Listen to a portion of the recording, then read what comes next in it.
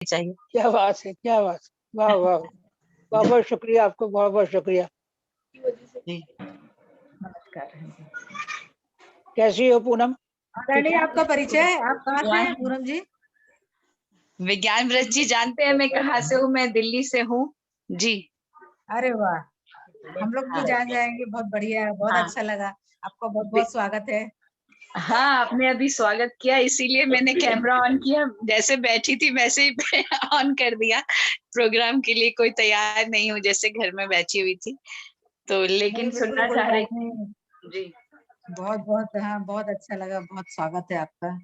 वो एक शाकुंतलम में कहा है ना, कालिदास ने करवाया है दुष्यंत के मुंह से, तो के सरसजम मनोविद्धम शैवलेनापि रम्यम वर्णपि हिमांशो लक्ष्मम लक्ष्मीम तनोति इयमधिक मनोज्जा वल्कलेनापि तन्वी इयमधिक मनोज्जा वल्कलेनापि तन्वी किमिह मधुराणाम मंडलम नाकृतीनाम। भाई जो मधुर आकृतियां होती हैं वो कुछ भी पहन लें, कुछ भी कर लें, बालों को कैसे ही कर लें, वो खूबसूरत लगती ही है। सीधी सी बात। क्या बात है। बहुत बहुत बढ़िया, बहुत बढ़िया। बहुत हमारे लिए गौरव का विषय है कि आप जैसे ज्ञानी का सानिध्य मिला हम लोगों को। बिल्कुल बिल्कुल। विज्ञान जी के शब्दों में सार इतना थोड़े में बहुत कहने की जो इनकी आदत है उसमें, और अभी तो संस्कृत का श्लोक थोड़ा लंबा हो गया और वो उसका भी सार उन्होंने कुछ ही शब्दों में दे दिया। तो वो थोड़े में बहुत कहने की आपकी आदत है, और छोटी बहर की बहुत खूबसूरत गजलें कहते हैं। आपने कहा अपनी पहचान बता दूं, तो मेरी पहचान की 4 ही पंक्तियां हैं। मैं कविता हूँ, समय के साथ चलना चाहती हूँ, सरोकारों के ही शब्दों में ढलना चाहती हूँ, नहीं ये चाहती मैं प्रेम ही केवल उकेरूं, भुलाकर खुद को मैं सूरज सजलना चाहती हूँ, मैं कविता हूँ, समय के साथ चलना चाहती हूँ। बहुत बढ़िया, बहुत बढ़िया। धन्यवाद। आदरणीय, कार्यक्रम की शुरुआत करें हम लोग? जी हाँ, आप करिए ना, आप मालकिन हैं माशाल्लाह। नहीं नहीं, मालकिन नहीं है, आप जैसा आदेश देंगे वैसा। अरे नहीं, आपका आदेश। आप करें प्लीज। आज का ये आभासी कार्यक्रम में आप सभी का स्वागत है, और मैं आदरणीय विज्ञान व्रत जी के यदि मेरे समक्ष प्रस्तुत होते तो सादर प्रणाम करती और माथे पर उनका चंदन करती और अरे पुष्प बहुत बहुत से शुक्रिया आपका। स्वागत करते, लेकिन ये आप हमारे बीच हैं, यही हमारे लिए बहुत बड़ी सौभाग्य की बात है। मैंने महसूस कर लिया आपका चंदन, मैंने महसूस कर लिया। आदरणीय सादर प्रणाम पूनम जी, सादर प्रणाम जी। अश्विनी जी, सादर प्रणाम महेश राजा जी, सादर प्रणाम। संस्था का परिचय मैं देना चाहूंगी। इस संस्था की स्थापना 2019 में शरद नवरात्रि के प्रथमा तिथि को हुई थी, और मेरा मानना है कि जैसा नवरात्रि के शुभारंभ में प्रथम दिवस पर स्थापना हुई, तो मातृ शक्ति है जिसको संचालित कर रही है, और मेरी भूमिका इसमें सिर्फ एक प्रतिनिधि मात्र है। और आज साहित्यिक संवाद हमारे बीच स्थापित करने के लिए विज्ञान व्रत जी दिल्ली से उपस्थित हैं। उनके परिचय में कुछ कहना, वो इनका परिचय शब्दों के लिए मोहताज बिल्कुल नहीं है। इनके बारे में जितना भी कहा जाए वो बहुत कम है, लेकिन फिर भी मैं ऐसा बताना चाहूंगी कि ऐसी शख्सियत हैं जिन्होंने सच्चे साहित्यकार होने का आजीवन व्रत ले रखा है, और बालपन से कला और कविता इन्हें संस्कार बचपन से ही मिले हैं। 300 से अधिक पत्र पत्रिकाओं में इनकी गजलें, दोहे, बाल गीत, लेख, चित्र एवं समीक्षा प्रकाशित होती रहती है। गजल संग्रह 12 बाहर धूप खड़ी है, धूप की आवाज याद आना चाहता हूँ, दोहा संग्रह है खिड़की भर आकाश। इतना बढ़िया शीर्षक है इसका। नवगीत संग्रह नेपथ्यों में कोलाहल, जैसा कि नाम है, ऐसा पढ़ने में जिज्ञासा हो रही है, अंदर से कौतूहल हो रहा है कि क्या है इसमें, किताब में पढ़ा जाए। और बाल गीत संग्रह है अक्कड़ बक्कड़ इल्ली इल्ली गिल्ली, आकाशवाणी दूरदर्शन में 40 वर्षों से लगातार रचनाएं और इनकी वार्ताओं का प्रसारण होता रहा है। धारावाहिक वापसी में इन्होंने गीत लेखन भी किया है और इसमें अभिनय भी किया था इन्होंने। और साहित्य के क्षेत्र में अंतर्राष्ट्रीय वातायन सम्मान इन्हें लंदन से मिला है, सुरुचि सम्मान गुरुग्राम से मिला है, परंपरा सम्मान बिजनौर से मिला है। और उपलब्धियों और सम्मानों के बारे में यदि बात की जाए तो सुबह से शाम हो जाएगी। और इन्हें ललित अकादमी पुरस्कार भी अलग अलग राज्यों से मिला है। उत्तर प्रदेश है, अमृतसर है, त्रिपुरा है, आदि स्थानों से इन्हें ललित अकादमी कला पुरस्कार मिला है। और ये अंतर्राष्ट्रीय स्तर पर इन्होंने साहित्यिक क्षेत्र में बहुत कार्यक्रमों की भागीदारी की है। तो आदरणीय आप हमारे साहित्यिक संवाद में आप बताना चाहेंगे, जो हमें मार्गदर्शन देंगे, हमारे लिए सिरोधार्य है। क्योंकि आजकल जो आधुनिक कविता का जो माहौल बना हुआ है, आधुनिक साहित्य के बारे में आपकी क्या विचार हैं? और आधुनिक कविता में मनोवैज्ञानिक की झलक, काल्पनिक और सजीव चित्रण, इस पर आपका क्या दृष्टिकोण है? आप कृपया करके बताइए। और जो भी बताएंगे हमारे लिए, वो पंक्तियां आपके लिए मैंने सोची थी, जैसे ही आपका नाम आता है, तमसो माँ ज्योतिर्गमय, मृत्योर जी, माँ अमृतम गमय। मृत्यु और माँ अमृतम गमय। तो वो, हाँ, वो बस पंक्तियां आपको याद करते ही वो पंक्तियां याद आ जाती है हमारे लिए।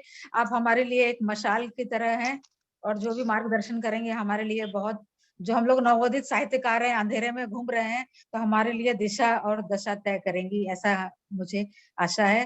तो आइए, आपका स्वागत है। आइए महेश राजा जी, आपका बहुत बहुत स्वागत है। शेफाली जी, नमस्कार बहन, नमस्कार।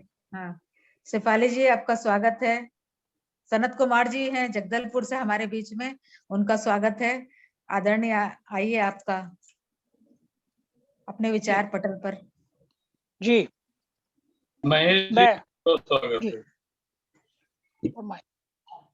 नमस्कार करता हूँ सभी को। जी जी जी, नमस्कार।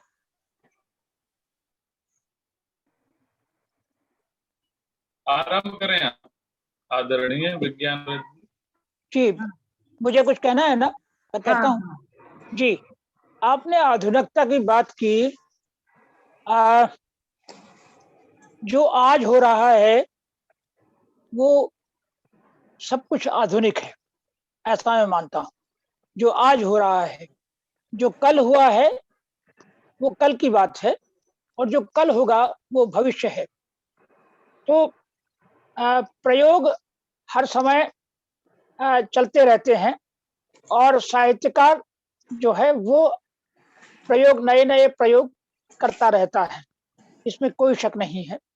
ये जितने भी छायावाद, रहस्यवाद, प्रयोगवाद, ये जितने भी आप सुनते हैं, जितने भी वाद सुनते हैं आप, ये सब प्रयोगों के बल पर ही स्थापित हुए हैं, या इनमें कुछ लोगों को कैटेगराइज कर दिया गया है, कुछ लोगों को इनमें डाल दिया गया है। जैसे निराला, महादेवी और जयशंकर प्रसाद, पंत, ये सब एक कैटेगरी में आते हैं। और उसके बाद में फिर निराला ने सूत्रपात किया, नई कविता का सूत्रपात किया, जिसका लोगों ने अब भरपूर नाजायज फायदा उठाया। नाजायज में जानबूझ के रेखांकित कर रहा हूँ, नाजायज फायदा उठाया। अब कैसा है कि एक वाक्य को आप 4 टुकड़ों में बांट दीजिए। मैं अभी देख रहा हूँ रजनी साहू जी बैठी हुई हैं सामने, नीचे अभी पूनम माटियां आई थी, और अभी कवि सम्मेलन का आरंभ होने वाला है, वगैरह वगैरह। ये कविता है, आज की कविता है पूरी की पूरी। तो एक वाक्य को, गद्य वाक्य को आप 4 टुकड़ों में बांट दीजिए, उन्हें वो कविता कहते हैं आजकल के ज्यादातर लोग। और मैं अब बार बार इस बात को रेखांकित कर रहा हूँ कि लोगों ने गद्य कविता का और अतुकांत कविता का नाजायज फायदा उठाया है। निराला के यहाँ शब्दों में फिर भी लय थी, वो ठीक है, छंदहीन नहीं थी, वो मुक्त छंद थी, छंद मुक्त नहीं थी। देखिए, आप इसको बहुत समझ लीजिए कि छंद मुक्त होना और मुक्त छंद होना। मुक्त छंद में छूट ली जा सकती है, जैसे नवगीत में भी कहीं कहीं हल्की हल्की छूट ली जाती हैं, हल्की हल्की, मुक्त छंद के नाम पर, ठीक है। और मगर छंद मुक्त होना मतलब छंद से बिल्कुल फ्री हो जाना, छंद से बिल्कुल स्वच्छंद हो जाना और बिल्कुल गद्य कविता करना। तो वो एक अंग्रेजी की कहावत याद आ गई मुझे कि prose is the words in their best order, prose the words in their best order, and the poetry is the best words in their best order. तो पोएट्री में, कविता में हम चयनित शब्दों को, अपने सर्वश्रेष्ठ शब्दों को एक खास, एक विशेष ऑर्डर में रखते हैं, विशेष क्रम में रखते हैं, तो वो कविता बनती है, लयात्मकता उसमें पैदा होती है। जबकि आज की कविता में लयात्मकता का कोई नामो निशान नहीं है। मैं 1% की बात नहीं कर रहा हूँ, 99% लोग जो है, 99% लोग यही कर रहे हैं। नई कविता के नाम पर कुछ भी कह दें वो कविता हो गई। संग्रह में अभी 4-5 दिन पहले मेरे पास एक संग्रह आया, तो उसमें एक भी कविता ऐसी नहीं है, एक भी कविता ऐसी नहीं है इसको रेखांकित कर सकूं या जिसको मैं फोन कर सकूं भाई आपकी कविता मुझे अच्छी लगी। तो ये आलम है आजकल कविता का पूरा का पूरा। छंद में हमारे यहाँ 67,000 से ज्यादा छंद हैं हिंदी वाङ्मय में, हिंदी में, और हिंदी की इतर जो भाषाएं हैं देवनागरी में लिखी जाने वाली, राजस्थानी है, मगही है, ब्रज है, अंगिका है, भोजपुरी है, वज्जिका है, और अवधी है, और संस्कृत है, और वैदिक संस्कृत है। इन सब में मिला के 67,000 से ज्यादा छंद हैं। और 3 प्रकार के छंद हैं। एक तो वनवृत्त हैं जो यमता, राजभान, सलगा पर आधारित हैं। दूसरे मात्रिक छंद हैं, जैसे दोहा है, चौपाई है, सोरठा है, रोला है, कुंडलिया है। तो ये छंद भी ये छंद हैं, और इसमें मात्रिक छंद है, मगर मात्रा में भी यति गति का और लय का ध्यान रखा जाता है। कि ये नहीं कि केवल मात्राएं पूरी कर दी और वो दोहा हो गया, ऐसा नहीं है। उसमें यति है, गति है, और तुकांत में लघु गुरु है या गुरु लघु है, इसका ध्यान रखा जाता है। ऐसे ही चौपाई में लघु गुरु का ध्यान रखा जाता है, और जो उसका तुकांत है, जो उसकी आवृत्ति है, वो दीर्घ में होनी चाहिए। दीर्घ और दीर्घ ये होना चाहिए। और तीसरे प्रकार के छंद है अक्षर छंद। गीता का जो प्रथम श्लोक है, धर्म क्षेत्रे कुरुक्षेत्रे संवेता योत्सवः मामका पांडवाश्चैव किम अकुरुत संजय, ये अक्षर छंद है। ऐसे ही श्रीगमणि, श्रीधरा, आर्या, ललिता और अनुष्टुप, ये अक्षर छंद है। इनमें अनुष्टुप में 8 अक्षर, 8 अक्षर, 8 अक्षर, 8 अक्षर, चारों चरणों में 8-8 अक्षर हैं। तो ये इस प्रकार का कैटेगराइजेशन, इस प्रकार का विश्लेषण किसी भी विश्व की किसी भाषा में नहीं है। हम लोग इतने अमीर हैं, हमारा हिंदुस्तान इतना अमीर है इस मामले में, छंद के मामले में। 67,000 से भी ज्यादा छंद हमारे यहाँ हैं। और नई कविता के नाम पर जो कुछ भी हो रहा है वो तो आपके सामने, सबके सामने है पूरा का पूरा। जी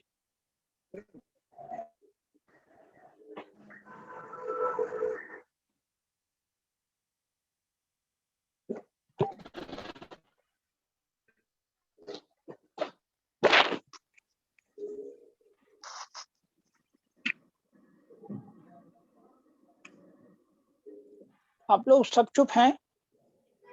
मैंने एक मेरे मन में एक विचार भी है, जैसे आजकल जो साहित्य है सिर्फ रुचि पर आधारित है, सिर्फ मनोरंजन मात्र बनकर रह गया है। ऐसे समय पर साहित्यकारों से का कर्तव्य क्या है? साहित्य मनोरंजन की वस्तु नहीं है।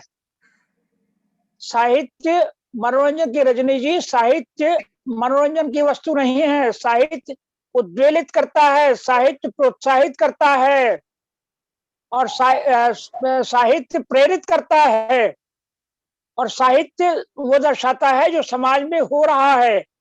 आपकी रुचि क्या है इससे मतलब नहीं है। इससे वो कहीं कहीं आपका उसमें व्यक्तित्व भी आएगा, मगर जो आपका कर्तृत्व है, जो आप कह रहे हैं, जो आप कर रहे हैं साहित्य में, वह समाज का दर्पण है अपने आप में। ऐसे ही साहित्य को समाज का दर्पण नहीं कहा गया है।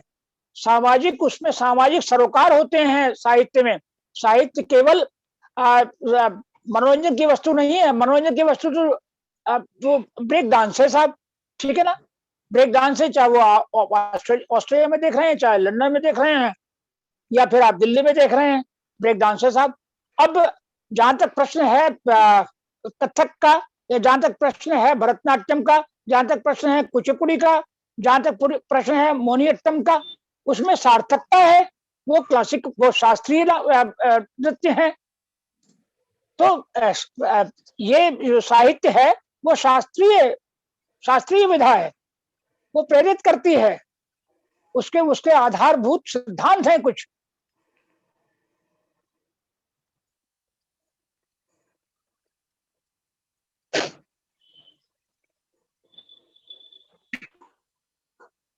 अश्वनी उम्मीद जी कुछ पूछना चाहेंगे? हाँ बिल्कुल, मैं तो है, काफी सारे सवाल हैं मेरे मन में, लेकिन मैं चाह तो ये रहा था कि ज्यादा से ज्यादा आपको सुनूं। सबसे पहले विज्ञानवत जी को आदरणीय बहुत नमस्कार करता हूँ व्यक्तिगत रूप से, क्योंकि अब कुछ बातचीत का दौर भी चलेगा, तो अपने मन के विचार हम लोग रखेंगे जी। तो बहुत सारी बातें हैं मेरे मन में। अभी मुझे भी साहित्य में रुचि है और जी मूल रूप से शायरी करता हूँ। आप भी जी काफी प्रसिद्ध शायर हैं और मेरा सौभाग्य है कि आपके साथ इस साहित्यिक संवाद में मैं आज उपस्थित हूँ। तो अभी आपने एक बात कही कि ये अतुकांत कविता जो कही जा रही है, इसमें कुछ भी कह के उसको एक वाक्य को 3-4 भागों में बांटकर एक कविता बना दी जाती है और वो कविता हो जाती है। इसके अलावा भी अगर देखा जाए, अगर अतुकांत के अलावा भी हम जाएंगे, अगर कोई थोड़ा बहुत छंद के आसपास भी है, लेकिन अभी आपने कहा कि साहित्य एक शास्त्रीय विधा, इसको मानना चाहिए, तो एक सारगर्भित होना चाहिए। जो भी आपका सेंट्रल आइडिया है कविता का, कुछ तो बात निकलनी चाहिए उसमें से, जैसे समुद्र मंथन में से कुछ ना कुछ निकला था। तो क्या ऐसा नहीं होना चाहिए कि अभी जैसे आपने कथक की बात कही या भरतनाट्यम की बात कही, वो इसको इससे भी जोड़ा, साहित्य से भी जोड़ा आपने, तो उसमें क्या होता है कि बहुत सारे संस्थान होते हैं, इंस्टीट्यूट होते हैं सिखाने के लिए कथक को और उस तरह के डांसेस को, और एक एक सीढ़ी छात्र चढ़ता है, सीखता है, फिर उसका एग्जाम देता है, फिर उसके बाद प्रैक्टिकल भी होता है। मेरी लड़की खुद कथक की शिक्षा ले रही है, तो मैं देखता हूँ कि वो सीखती है 1-1.5 साल, फिर उसका एग्जाम होता है, रिटर्न भी होता है और फिर उसका वो भी होता है। लेकिन साहित्य में कुछ ऐसा चलन नहीं है। किसी ने भी कुछ विचार लिखा, 1-2 साल के बाद वो एक कवि हो गया। तो कुछ ऐसा संस्थान नहीं होना चाहिए जहां पर एक रिकॉग्नाइजेशन मिले कि हाँ, इस लेवल के ऊपर आप जाएंगे तब आपको कवि कहलाने का अधिकार है या कवित्री या शायर कहलाने का अधिकार है, अन्यथा नहीं होगा। क्योंकि इतनी सारी भीड़ उपस्थित हो गई है कि जो नए भी हैं या जो मिडिल में भी हैं, जो साहित्यकार, वो एक तरह से गुमराह से हो रहे हैं कि हम किधर जाएं, साहित्य है क्या, क्या सीखें, किससे सीखें, ये भी महत्वपूर्ण बात है। तो ये मेरा जो विचार है, इसके बारे में आप क्या कहना चाहते हैं कि कोई एक ऐसा पैरामीटर होना चाहिए कि उसको पार करने के बाद वो कवि या शायर कहलाना चाहिए? प्रोग्रेस तो जिंदगी भर चलती रहेगी। आप ठीक कह रहे हैं, आप बिल्कुल ठीक कह रहे हैं। देखिए, जहां तक सवाल है संगीत का और नृत्य का, जैसे आपने कहा आपकी बेटी कथक सीख रही है, तो कथक के जहां तक मुझे पता है लखनऊ स्कूल और जयपुर घराना, 2 घराने हैं कथक के, और दोनों के हाव भाव में थोड़ा अंतर है, जितना मैं जानता हूं। मैं शास्त्रीय नृत्य का नर्तक नहीं हूं, मगर मैं देखता हूं, जानता हूं, और मेरे अच्छे नर्तकों से काफी संबंध भी रहे हैं, आज भी हैं। तो 2 घराने हैं। अब ये जैसे संगीत में बनारस घराना है या किराना घराना है, तो इस तरह या फिर कर्नाटक घराना है, तो ये इस तरह के कर्नाटक, बल्कि संगीत भी है अलग से, तो उसके अलग प्रावधान हैं, अलग शास्त्रीय नियम है उसके घरानों के पूरा। जी इसमें साहित्य में ऐसा नहीं है कि जयशंकर घराना है या निराला घराना है। हाँ, हम प्रभावित अवश्य होते हैं अपने पुरोधाओं से, अपने पूर्वजों से हम प्रभावित होते हैं और होना भी चाहिए। हमने अपने पिता से सीखा, हमने अपनी माता से सीखा, अपने गुरुओं से सीखा, ऐसे ही किसी कवि विशेष से हम कुछ सीख सकते हैं, मगर केवल उसकी नकल करना, उसकी प्रतिलिपि करना बिल्कुल भी आपको कहीं भी नहीं गिना जाएगा। अगर आप किसी भी पुरोधा की, निराला की या जयशंकर प्रसाद की या पंत की आप नकल करेंगे तो आप कहीं नहीं पहुंचेंगे, ऐसा मेरा मानना है। नकल करने वाला कहीं नहीं पहुंचा, आज तक नहीं पहुंचा है। जी जी अच्छा, दूसरा सवाल, ये दो विरोधाभास रोकना चाहूंगा जी जी। इसमें विरोधाभास है। इस तरफ नहीं था कि हम लोग। जी जी बोलिए, आप बोलिए पहले। हाँ, इसमें दो विरोधाभास भी है हल्का सा, कि नृत्य में बने बनाए क्लासिक या क्लासिकल नियम हैं जिनके तहत हमको करना पड़ता है, अपने स्टेप्स हमको देखने पड़ते हैं। ऐसे ही संगीत में बने बनाए नियम हैं, ऐसे ही साहित्य में भी है बने बनाए छंद पर।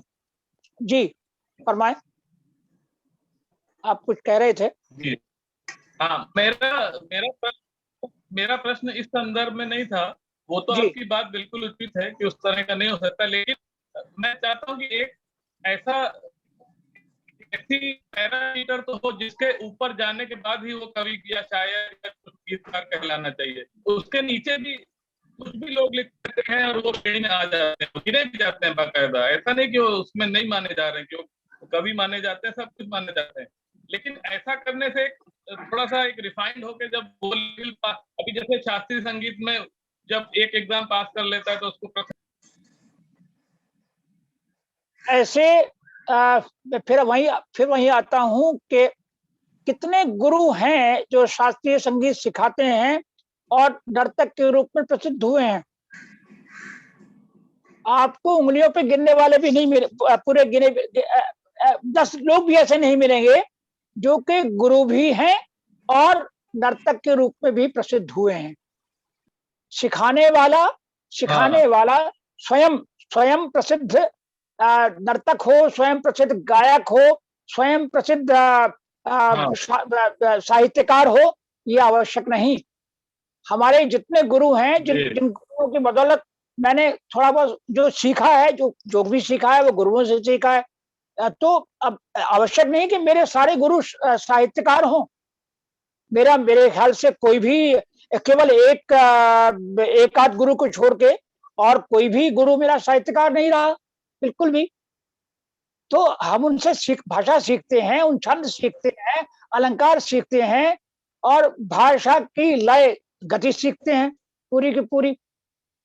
आवश्यक नहीं कि गुरु जो हैं, उस सिखाने वाले जो हैं वो साहित्यकार माने जाएं या उन्हें माना जाना चाहिए, या जो नृत्य सिखाते हैं, संगीत सिखाते हैं, वो उनको साहित्यकार, संगीतकार या नर्तक माना जाना चाहिए, ऐसा नहीं है।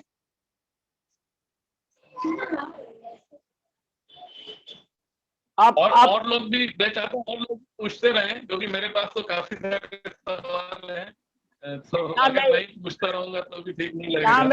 यहाँ मैं एक बात और जोड़ दूं हल्का सा, थोड़ा सा विषय विपर्य हो जाएगा कि उर्दू में हमारे यहाँ तो गुरु शिष्य परंपरा नहीं है काव्य में, हमारे हिंदी की बात कर रहा हूँ मैं, उड़िया, बंगाली या बांग्ला या और भाषाओं की बात नहीं कर रहा हूँ। मगर वहाँ उर्दू में गुरु शिष्य परंपरा है, उस्ताद परंपरा है। मैं एक बात आज आपसे कह रहा हूँ और मेरे ख्याल से ये कल को वायरल भी होगा, ये बात लोगों तक पहुंचेगी।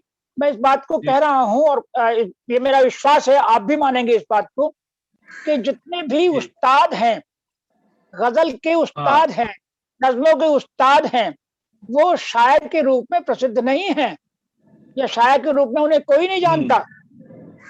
उनकी शायरी में दम नहीं है जितने उस्ताद हैं या उस्ताद बनते हैं। ये दो अलग अलग विषय हैं, उस्ताद होना और उस्ताद दिखना या उस्ताद बनना। वो मंचों पर जो आप मंचों पर एकदम मुकम्मल है। मंचों पर जो आप देख रहे हैं, मंचों पर जो देख रहे हैं आप, वो उनमें से ये से कम से 90% रचनाएं वो होती हैं जो कि तथाकथित उस्ताद लिख के देते हैं और पैसे लेते हैं उनके। इसलिए मंच का होना, मंचीय कहलाना मेरे ख्याल से सबसे बड़ी गाली है एक साहित्यकार के लिए, एक कवि के लिए, मंचीय होना। तो वो भला छोड़ो यार, मंचीय है, फिनिश हो गया, खत्म हो गया मामला। बिल्कुल सबसे बड़ी गाली, सबसे बड़ी और भद्दी गाली है ये। हाँ, आप सही कह रहे हैं, लेकिन खोल दिया आपने आज। तरह से अगर कहना हो तो ये भी कह सकते हैं कि केवल मंचीय होना ये शायद गाली। जैसे हमारे नीरज जी थे, एक मिनट, हाँ बिल्कुल ठीक, आप ठीक कह रहे हैं, बिल्कुल। आप नीरज जी का नाम लिया आपने, मगर क्षमा करना, नीरज जी में बड़ा उनके अंदर बड़ी कुव्वत थी, बड़ा कहन था उनके अंदर, मगर साहित्य में आकलन नहीं होगा उनका। उनसे ज्यादा बेहतर तो भारत भूषण थे, मेरठ वाले, जिन्होंने बहुत कम लिखा मगर कमाल का लिखा है। मगर वो दुर्भाग्य ये कि वो भी मंचीय हो गए, क्या करें, वो दुर्भाग्य, ये दुर्भाग्य है। और वो भी साहित्य में उनका नाम नहीं लिया जाएगा। ये आपके सामने है, समक्ष है आपके। नीरज जी जब तक मंच पे थे, मेरे ख्याल से 50 साल 60 साल मंच पे रहे साहब, और अकूत धनराशि कमाई मंच पर। ठीक है, मंच को उन्होंने लूटा, पूरा लूटा। मैंने मंच नीरज जी के साथ कई बार पढ़ा है, कई बार पढ़ा है मंच उनपे नीरज जी के साथ में। मुंबई में पढ़ा है, मुजफ्फरनगर में पढ़ा है, देहरादून में पढ़ा है, कई जगह पढ़ा है। मैं अपनी शर्तों में जाता हूँ, मंचों में जाता हूँ पूरा। तो मैंने देखा, उनको नजदीक से देखा, उनको बहुत नजदीक से देखा है मैंने। तो ये दुर्भाग्य है कि नीरज जी जैसा सामर्थ्यवान व्यक्ति भी साहित्य में का जब आकलन होगा तो साहित्य में सम्मिलित नहीं किया जाएगा। आज भी नहीं है, आप जानते हैं इस बात को, अंदर तक देख लीजिए। ये हो सकता है नीरज के भक्तों को ये बात बुरी लगे, मगर ऐसे बहुत से रचनाकार हैं ऐसे फिल्मों में जो चला गया, वो साहित्य से कट गया, बिल्कुल फिनिश हो गया। बहुत से लोग हैं जो दो नावों में पैर रख रहे हैं, इधर भी कोशिश कर रहे हैं, साहित्य में आने की कोशिश कर रहे हैं, और फिल्म में भी कोशिश कर रहे हैं। जो आदमी दूसरों की शर्तों पर लिखता है वो साहित्यकार नहीं हो सकता। जो आदमी अपनी शर्तों पर लिखता है, अपनी शर्तों पर जीता है, वही साहित्यकार होने का अधिकारी है।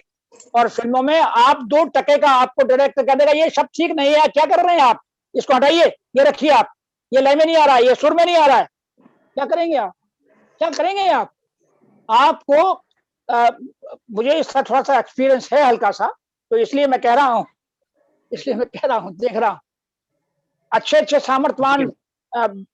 सामर्थ्यवान लोग साहब जो गलत हो गए फिल्मों में जाके, खत्म हो गए। ये तो प्रेमचंद थे, उनका भाग्य कि वहां गए और वापिस चले आए फौरन, वहां से वो भगवती चरण वर्मा गए, वापिस चले आए फौरन। और उनकी कई कहानियों पे फिल्में बनी जो बहुत चली भी नहीं, ऐसा भी हुआ है शुरुआती दौर की कहानियों पर। जी विज्ञान जी, मेरा एक निवेदन था महेश राज से। आपने भी कोशिश करी थी इस शो में या और कहीं, वहां से क्या आपको कुछ तकलीफ हुई, आप हट गए? आपने भी कोशिश करी थी थोड़ी सी? कहाँ से कोशिश की? इसमें कोशिश की, मतलब सीरियल्स में और वगैरह में आपने? नहीं, ना, वो जो सामने वो जो दिखाया गया है कि सीरियल में अभिनय किया मैंने, वो पाल भसीन है जिनका प्रथम दोहा संकलन था आधुनिक युग में गुलमोहर की छांव। पाल भसीन जी नाम है उनका, वो सेल्फ मेड व्यक्ति हैं। तो उनका बेटा फिल्म मेकर है सुपवित्र। तो वो मुझे चाचा जी कहता है, चाचा जी। तो उन्होंने कहा चाचा जी मैं एक सीरियल बना रहा हूँ, ठीक है ना, आप कृपा करके उसका थीम सॉन्ग लिख दीजिए। मैंने कहा भाई शर्त ये मैं लिख दिया, मैंने लिख दिया उठा के, 8 पंक्तियां थी उसमें। तो वो फिर मैंने कहा भाई गाऊंगा मैं नहीं गाऊंगा। तो गाया किसी और ने, वो ठीक है। और मैंने उसने कहा कि चाचा जी आप अभिनय भी कर दीजिए, क्योंकि मैं मुफ्त में मिल रहा था मुझे, उसने शायद 2-3 हजार रुपये दिए होंगे, ठीक है, चाचा अपने चाचा को, ठीक है, तो इसलिए हो गया, वरना मैं कभी ट्राई नहीं किया, कभी सोचा भी नहीं, कभी नहीं सोचा। मैं कभी इससे संबंधों के आधार पे आपने किया। जगजीत सिंह जी ने और निशांत अक्षर जी ने भी आपके गीत गजलें हाँ, गाई है ना? ये निशांत अक्षर उसका नाम है, गजलें गाई क्या है उसने? हाँ, जगजीत ने गजलें गाई हैं। जगजीत जी को मैंने कभी अप्रोच नहीं किया, उनके पास मेरी कोई पुस्तक पहुंची या क्या हुआ तो उन्होंने गजल गाई है। वो मेरे पास उसका वो आया, किसी अंडरवर्ल्ड के लिए परफॉर्म कर रहे थे महाराज, अंडरवर्ल्ड के लिए परफॉर्म कर रहे थे जगजीत जी। भाई जगजीत जी तो हायरेबल थे ना, उन्हें कोई हायर कर सकता था, ठीक है ना। तो उन्हें वो अंडरवर्ल्ड के लिए परफॉर्म कर रहे थे, तो वहां ये अनिल कपूर देख रहे थे, तो वहां थे, तो वो गजल जब उन्होंने गानी शुरू की, और सुनाओ कैसे हो तुम, ये पहला उसका पंक्ति है गजल की, और सुनाओ कैसे हो तुम, अब तक पहले जैसे हो तुम, ये उसका मतलब है गजल का। तो ये गजल उन्होंने गानी शुरू की, और पहले मिसरे को करीब करीब उन्हें 21 बार 22 बार गाया, तरह तरह से गाया, तरह तरह से गाया, तरह तरह से गाया। मगर एक बात बताऊं आपसे, मैं आज ये भी बात हल्का सा दिमाग में आ गई कि गायकी में आपके मनोभाव प्रकट नहीं होते हैं। कभी भी मुझे कोई लड़की या लड़का बताए जिसने गाकर प्रेमिका से या प्रेमी से प्यार किया हो, या कोई माँ बताए, माँ ऐसी हो जिसने अपने बेटे को गा के प्यार किया हो। युद्ध और प्रेम, इन दोनों में गायकी नहीं चलती है। युद्ध में तलवार चलाएंगे आप, रिद्म में नहीं चलाएंगे कि मार दूंगा, काट दूंगा, ये कर दूंगा, समझ से हट जा तू, ऐसा नहीं है। खट खट खट फिनिश्ड। गोली चलाने में आप संगीत नहीं देखते हैं।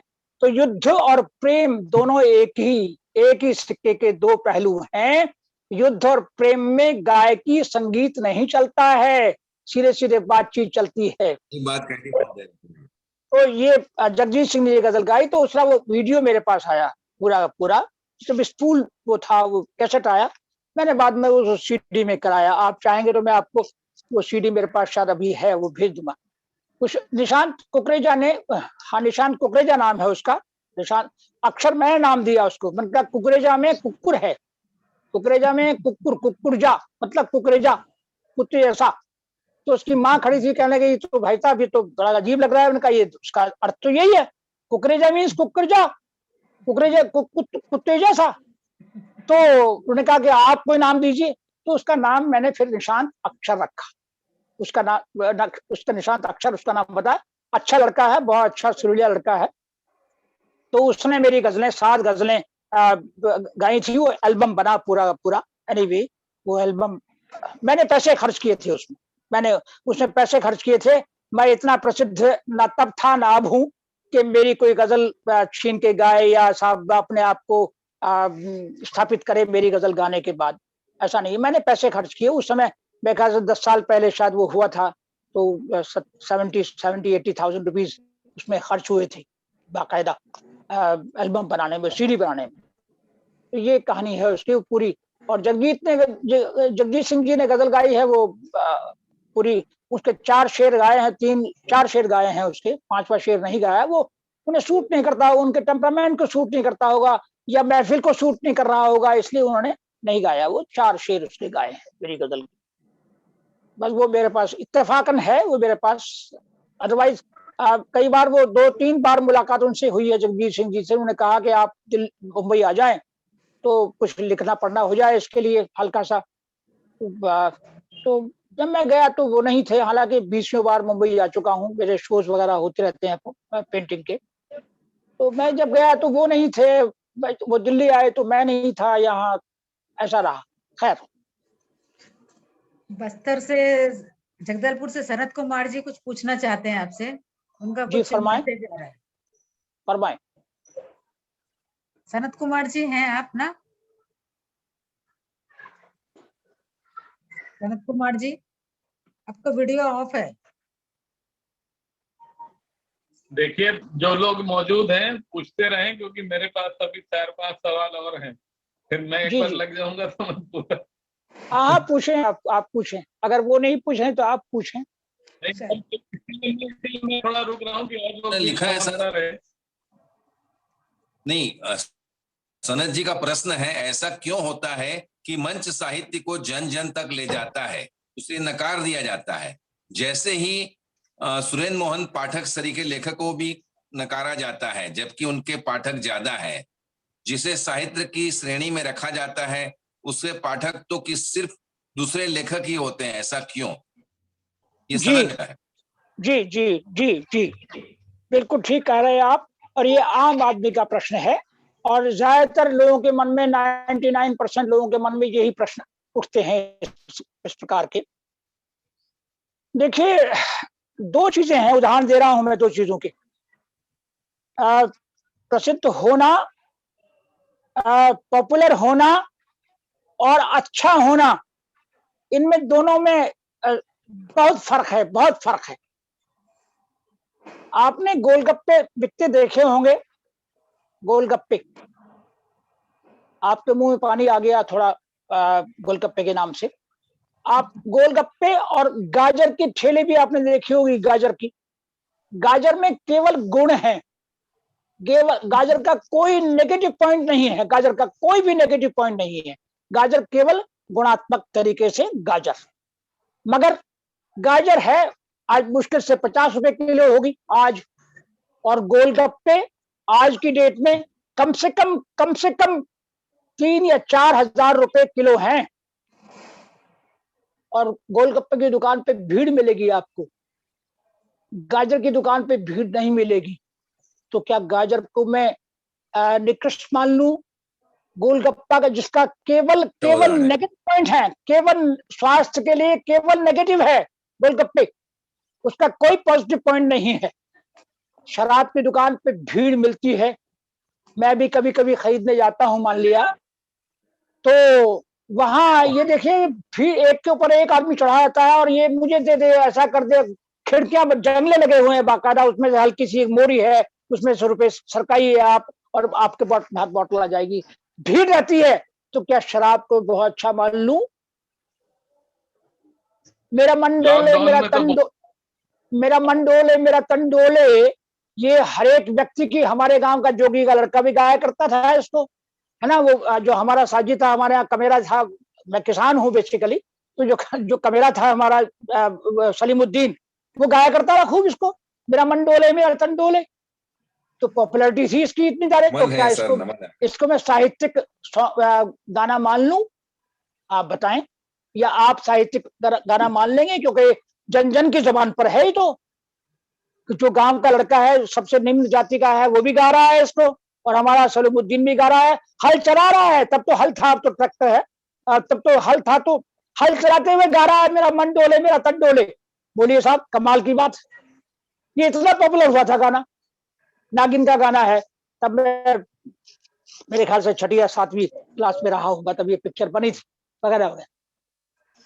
तो ये पॉपुलैरिटी, पॉपुलर होना और अच्छा होना, ये दो अलग अलग विषय हैं भाईजान, ये दो अलग अलग विषय हैं।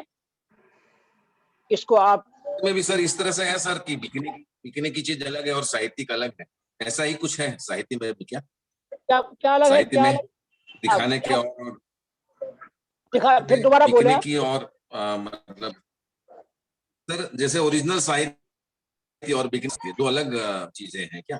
जो पॉपुलर हो जाता है और वो मान लीजिए साहित्य ही नहीं है और पॉपुलर हो जाता है कई बार। नहीं, ऐसा जैसे अभी आपने उदाहरण दिया ना सर गोलगप्पों का। हाँ जी। तो पॉपुलर, मैं आपको दो उदाहरण दिए, सिर्फ अभी दो उदाहरण दिए, गाजर का और गोलगप्पे का उदाहरण दिया, केवल उदाहरण दिया मैंने कहा कि मंच पर आप जानते हैं, और बताने की आवश्यकता नहीं है कि मंच पर क्या हो रहा है।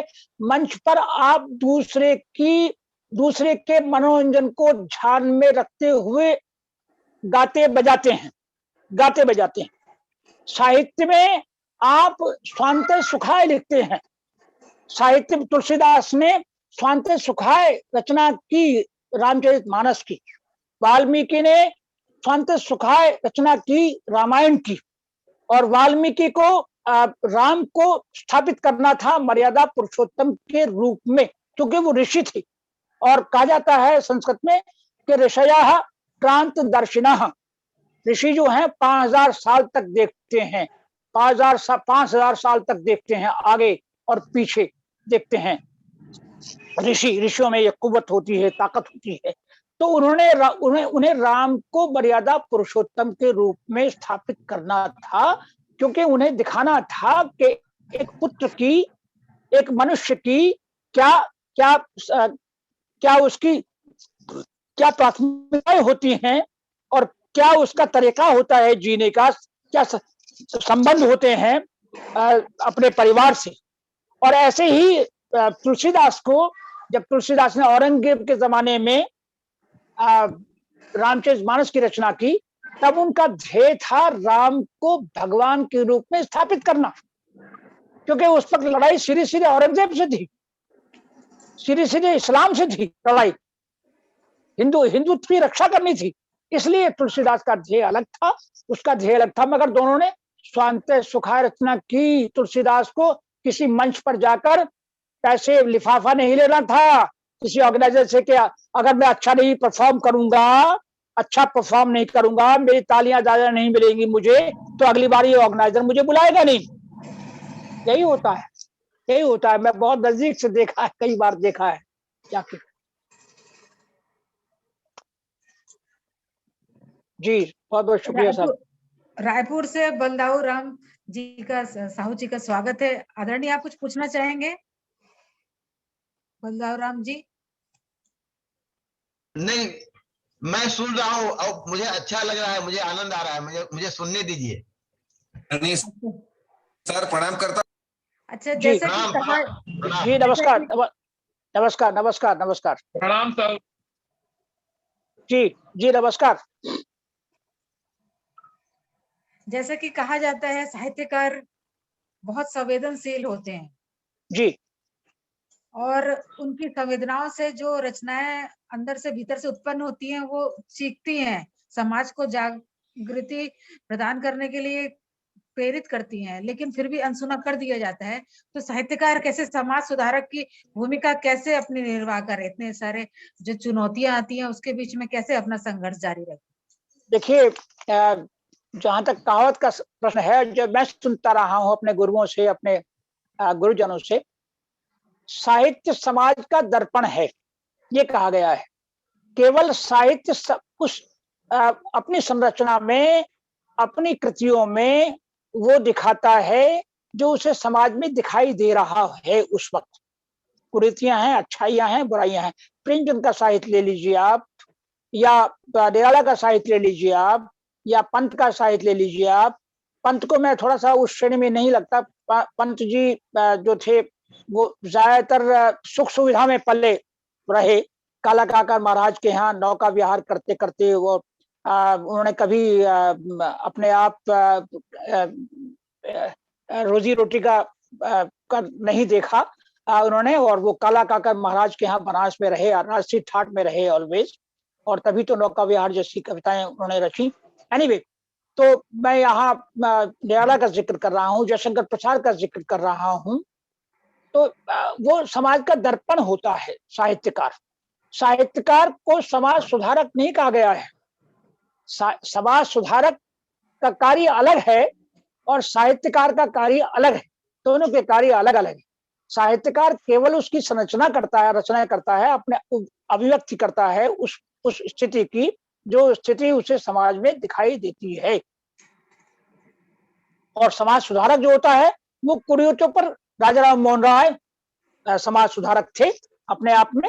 उन्होंने सती प्रथा को का विरोध किया और डट कर विरोध किया। महर्षि दयानंद समाज सुधारक थे, ऋषि थे और समाज सुधारक थे महर्षि दयानंद।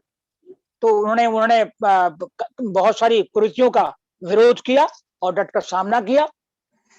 ये समाज सुधारक की भूमिका अलग है, साहित्यकार की भूमिका अलग है।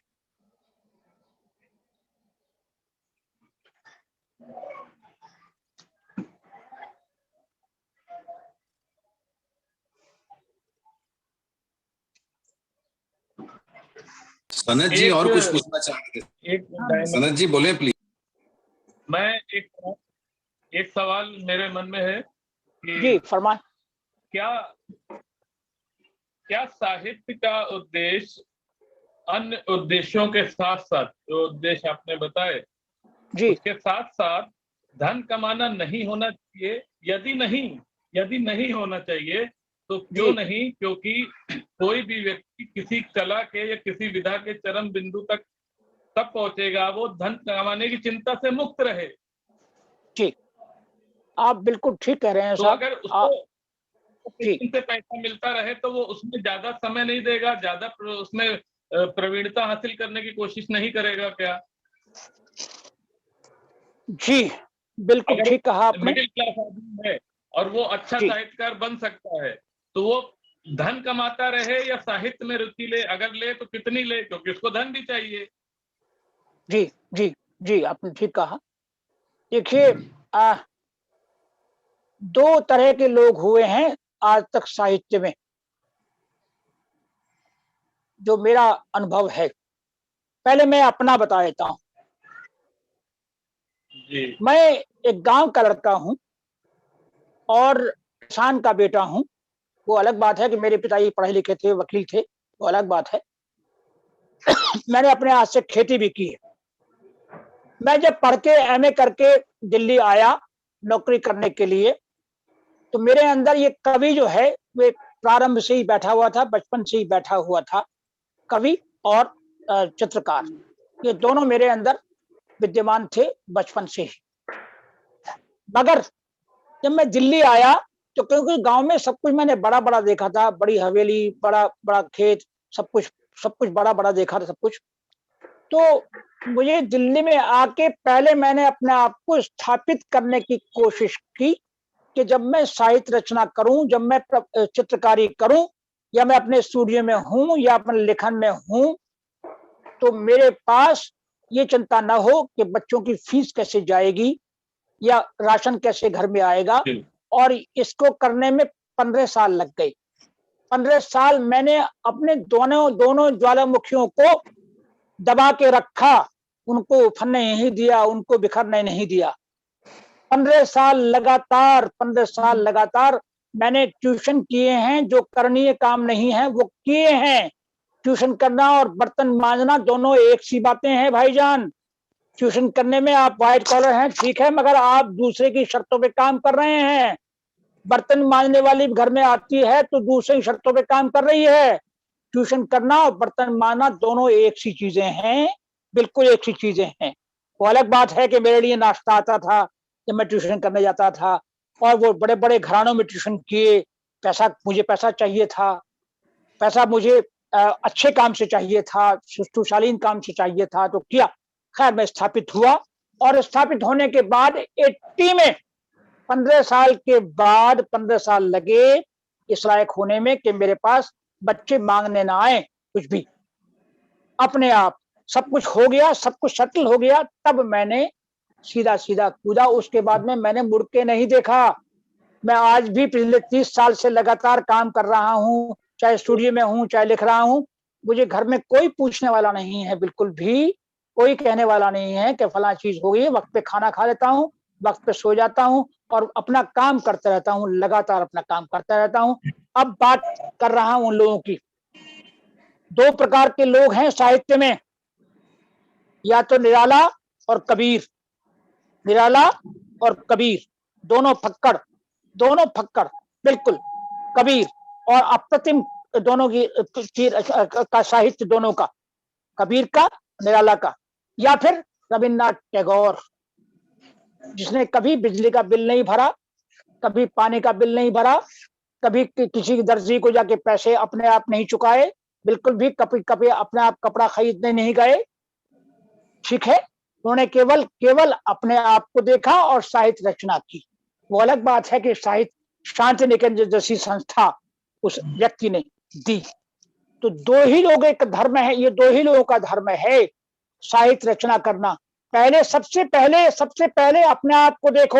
शरीर माध्यम खलु धर्म साधनम, ये कहा गया है। सबसे पहले धर्म है अपने शरीर को साधना, अपने शरीर को साधना, आपके पास अच्छे कपड़े, अच्छा खाना होना चाहिए। प्रेमचंद उस जमाने में एक संभ्रांत व्यक्ति थे, ऐसा नहीं, गरीब व्यक्ति थे, और तभी उन्होंने विपुल साहित्य की रचना की। वो अलग बात है कि वो घुटनों तक की धोती में देखे जाते हैं, बंद गले के कुर्ते में देखे जाते हैं, वो अलग बात है। और अपने शरीर की परवाह नहीं की उन्होंने, तभी उनको संग्रहणी बाद में हुई, और वो मेरे ख्याल से 54 की एज में ही यहाँ से दुनिया से चले गए। वो इतना बड़ा साहित्यकार, इतना बड़ा बर्मज्य साहित्य का चला गया, हमने खो दिया उसको, क्योंकि लोगों ने परवाह नहीं की उसकी। लोग परवाह करते हैं ग्लैमर की, लोग परवाह करते हैं उन तथाकथित वो जो अरे फिल्मों में काम करते हैं नायकों की, जो दूसरे के लिखे हुए डायलॉग बोलते हैं और हम उन्हें हीरो समझ बैठते हैं। जब तक यहाँ आती है, लोग साहित्यकार की परवाह नहीं करते, साहित्यकार को पालते नहीं, साहित्यकार का पोषण नहीं करते, जबकि साहित्यकार के लिए अच्छा भोजन, अच्छे वस्त्र, अच्छा मकान, अच्छी सुविधाएं ये आवश्यक हैं। और मेरा तो जो नए नए लड़के हैं आजकल, उनसे यही निवेदन है, यही सलाह है, अगर मेरी सलाह मानते हैं तो, कि कृपा करके कृपया अपने आप को व्यवस्थित कीजिए, उसके बाद में साहित्य रचना में प्रवृत्त होइए। फुल टाइम कोई रोकने वाला नहीं आपको, बिल्कुल भी। दो काम एक साथ नहीं हो सकते कि आप कमाएं भी, और अगर आपका ध्यान लिफाफे पर है कि मंच से आपको पैसा प्राप्त हो जाएगा, तो आप क्षमा करें, आप साहित्य रचना कभी नहीं कर सकते। और जो करेंगे भी साहित्य रचना, मान लिया जो करेंगे भी, वो साहित्य रचना नहीं मानी जाएगी, आप वो खो जाएगी, क्योंकि आपको मंची मान लिया गया है। आप पैसे के लालची हैं, आपको पैसे के लिए जाते हैं। सनत जी का इसी संबंध में एक प्रश्न आ रहा है जी। सनत जी का एक प्रश्न इस संदर्भ में आ रहा है सर जी। मंच पर रचनाएं बेची जाती है, एकदम सही बात है, पर क्या अपनी पुस्तक छपवा कर उसे बेचने का प्रयास करना एक ही है या अलग है, ये सनत जी पूछ रहे हैं। जी, दरअसल ये तो उनसे पूछें, वो लोग बताएंगे। मैंने देखा है लोगों को ऐसे कि लोग पुस्तक बेचते हैं। मैं भी इसका शिकार रहा हूं कि मुझसे भी पैसे लिए हैं, और मित्रता में लिए हैं, और हैं करके लिए हैं, मुस्कुराते भी लिए, और कि मैं पैसा अलग रखता हूं वगैरह वगैरह। खैर, मैं व्यक्ति का नाम नहीं लूंगा। ये उनसे पूछें जो पुस्तकें बेचते हैं। मैंने आज तक कोई भी पुस्तक बेची नहीं है। मेरी पुस्तकों के 4 संस्करण आ चुके हैं। प्रकाशक ने कितनी पुस्तकें बेची होंगी मुझे नहीं पता। 10 पुस्तकें आ चुकी हैं, 10-12 पुस्तकें आ चुकी है, और 2-3 पुस्तकें अभी प्रकाशनाधीन हैं। तो प्रकाशक ने कितनी पुस्तकें मेरी बेची, क्या किया, मुझे आज तक रॉयल्टी कोई नहीं मिली। आज तक कभी भी रॉयल्टी की किताबें छपी हैं मेरी, और 10-12 किताबें देके टाल दी गई, और बाकी किताबें जो मैंने खरीदी वो मुझसे पैसे लिए गए बाकायदा। ये रॉयल्टी का सवाल है। रॉयल्टी मिलेगी अगर आप नाम लेके बोल देता हूं, आप राहुल गांधी हैं तो आपको रॉयल्टी मिल जाएगी। घर में आपको 2 करोड़ रुपए आपको एडवांस पहुंच जाएंगे रॉयल्टी के लिए। जी, कि चलना कैसे चाहिए, बैठना कैसे चाहिए, ये आप लिखें, साहित्य में अपने लिखें, और वो किताब छप जाएगी और रॉयल्टी आपके घर पहुंच जाएगी। मुझे रॉयल्टी कभी नहीं। सर, अपनी रचनाएं प्रकाशित करवाने के लिए उसी पत्रिका में भेजना चाहिए जहां पैसा मिलता है, इसे क्या कहा जाए? और इसी प्रकार आकाशवाणी में रचनाएं प्रकाशित करवाना हो, ये सब पैसे के लिए ही किया जाता है। इस संदर्भ में आपके विचार सनत जी जानना चाहते हैं। जी, रचना जो पत्रिकाएं पैसा देती हैं, वो या तो सरकारी पत्रिकाएं हैं जिनका कोई वजूद नहीं है। सरकारी पत्रिकाओं का 2-3 पत्रिकाएं ऐसी हैं जिनका अपने साहित्यिक वजूद है। 2-3 पत्रिका, जैसे आजकल है। आजकल में क्योंकि योगेंद्र शर्मा रहे हैं और पंकज बिष्ट रहे हैं, ये साहित्यकार रहे हैं, उसके अंदर उसके संपादक रहे हैं। आजकल राकेश रेणु है शायद, हाँ राकेश रेणु आजकल, तो दोनों ये भी साहित्यकार हैं। तो आजकल का एक वजूद है, वो पैसे देती है, ठीक है, ओके। और हंस पैसे नहीं देती थी, आजकल शायद दे रही है थोड़ा बहुत, ठीक है। हंस पैसे नहीं देती थी, मगर हंस में छपना अपने आप में मानदंड होता था।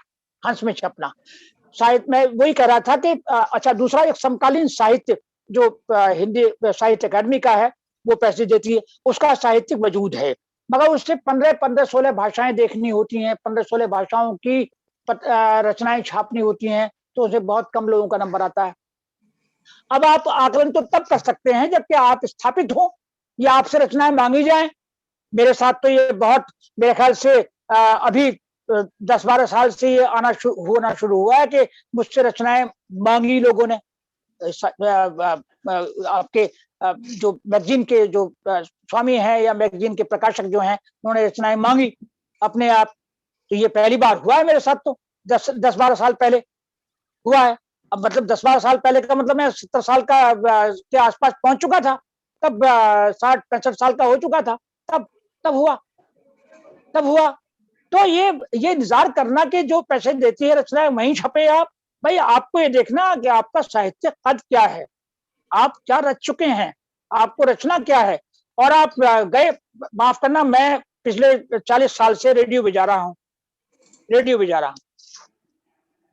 वहां केवल, माफ करना, बिल्कुल साफ साफ बोल रहा हूं, वहां कोई साहित्य सुनाना मेरा एम नहीं होता है, बिल्कुल भी।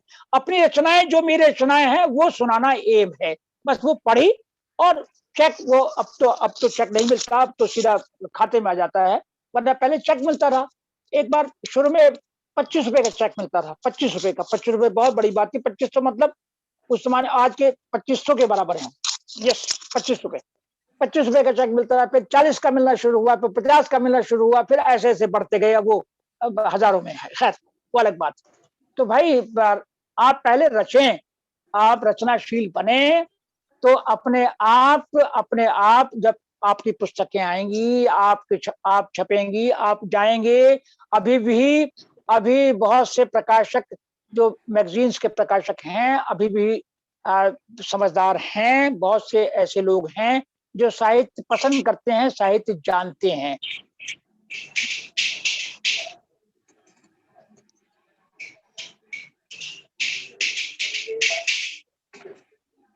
सर जी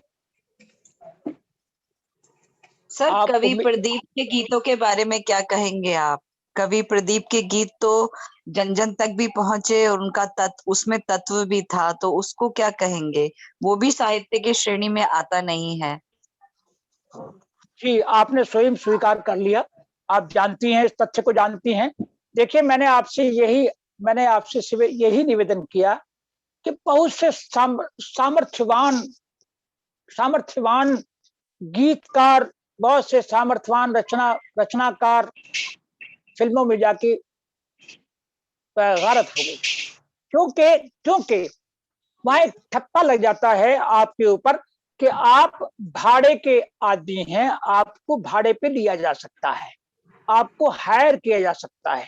और जब आपको हायर किया जा सकता है, एक मजदूर जो हमारे यहाँ काम करने आता है, मान लिया खेत में काम करने आता है मेरे, या तो वो जितना एक निर्दिष्ट काम करेगा, जितना काम तय है उतना काम करेगा, तभी उसको पेमेंट होगा। तो यही जिसको भाड़े पे लिया है आपने, उसकी अपनी इच्छा कोई नहीं होती, उसकी अपनी इच्छा कोई नहीं है, उसका अपना मंतव्य कोई नहीं है उसका। तो ये एक ठप्पा लग जाता है वहां। बड़े बड़े सामर्थ्यवान कलाकार और कहना चाहिए कि साहित्यकार वहां जाके गारत हो गए, बिल्कुल। और प्रदीप भी उनमें से हैं। कवि प्रदीप जो हैं, वो बहुत सामर्थ्यवान रचनाकार थे, मगर उन्हें वो उन्हें वो रचना पड़ा जो कि डायरेक्टर चाहता था, जो कि फिल्म की डिमांड थी।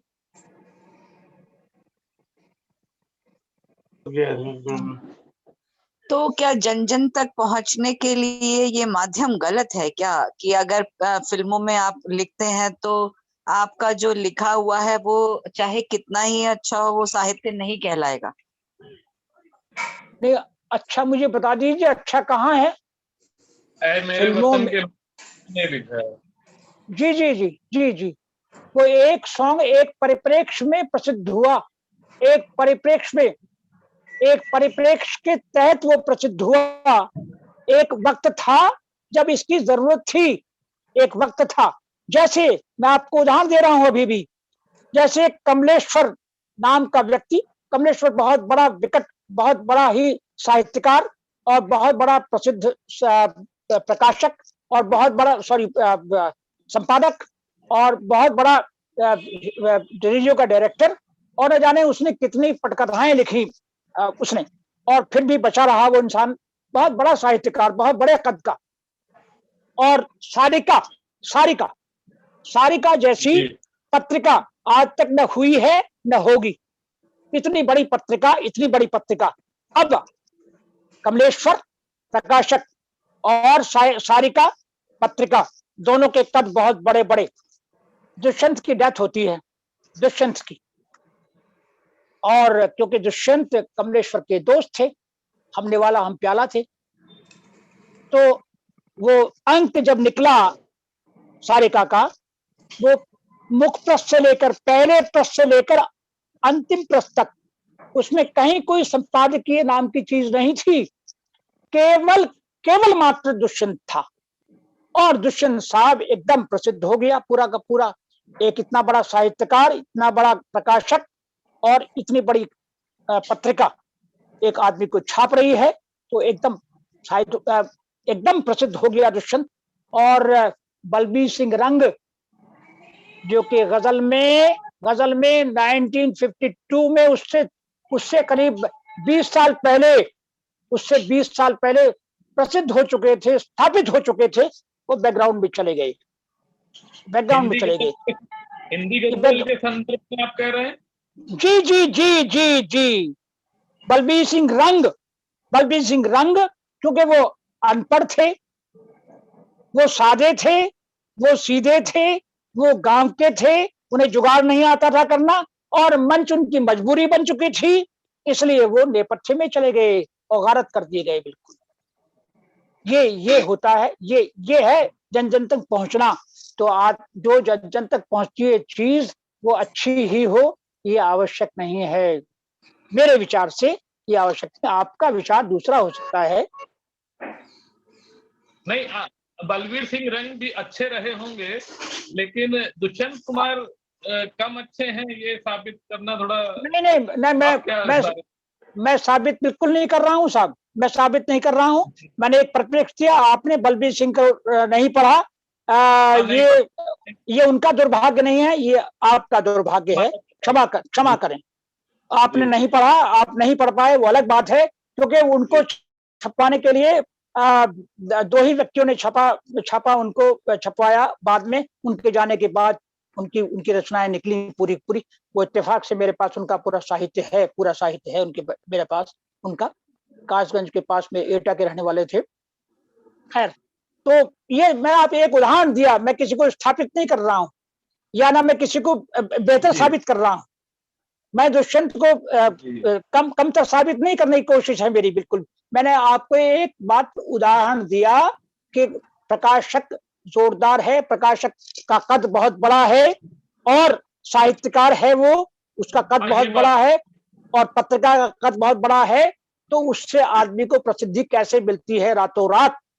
ये मैं किसी को कमतर करने की कोशिश नहीं कर रहा हूं, मैं आपको एक तथ्य बताया, आप इसको तथ्य को देखिएगा, जानिएगा, कोशिश करिए अगर तथ्य को जानना चाहेंगे तो, कि बलबीर सिंह रंग 1952 में गजलकार के रूप में स्थापित हो चुके थे। इस बात को बहुत कम लोग जानते हैं, जानने नहीं दिया गया पूरी बातों को। हमारे यहाँ कुतुब मीनार से ऊंची कई मंदिर हैं भाई, नहीं जानने दिया गया हमको। कुतुब मीनार हमको दिखाई गई, अकबर बहान कहा गया, हमें यही पढ़ाया गया, अकबर बहान। क्या करेंगे इस बात को आप, कहाँ ले जाएंगे इस बात को आप? कुतुब मीनार हमको दिखाई गई, सबसे ऊंची मीनार है, सबसे ऊंची मीनार है। अरे इससे ऊंची 15 फुट इससे ऊंची है, हमारे यहाँ मंदिर है इससे ऊंचे, वही दिखाई गई किसी को। उसके साउथ में जाके देखिए, एक से एक मंदिर है, ऐसी कलाकृतियां भरी पड़ी। उड़ीसा में जाके देखिए आप, भुवनेश्वर का मंदिर जाके देखिए आप, आपको पता लगा कला, हिंदुस्तानी कला क्या होती है, मगर हमको ताजमहल, हमारा ताजमहल दिखाया गया, हमको ताजमहल दिखाया गया, केवल ताजमहल दिखाया गया। ये दुर्भाग्य है हमारा। बचपन से हमें ताजमहल दिखाया गया है, बचपन से हमें अकबर महान पढ़ाया गया है भाई, शिवाजी को बैकग्राउंड में रखा गया है, महाराणा प्रताप को बैकग्राउंड में रखा गया है। ये दुर्भाग्य है हमारा, क्योंकि हम बेबस थे, हम कुछ कर नहीं सकते थे। बाद में जितने शिक्षा मंत्री हुए, आप जानते हैं कौन कौन शिक्षा मंत्री हुए हैं। जैसे देश आजाद हुआ उसके बाद में शिक्षा मंत्री हुए, एक धर्म विशेष के सारे शिक्षा मंत्री, टोटल शिक्षा मंत्री एक धर्म विशेष के हुए हैं। उन्होंने वही पढ़ाया, अकबर महान पढ़ाया। ताजमहल जैसी कोई बिल्डिंग नहीं है आज तक दुनिया में सबसे अच्छी बिल्डिंग घोषित किया गया उसको, हमें वही पढ़ाया गया।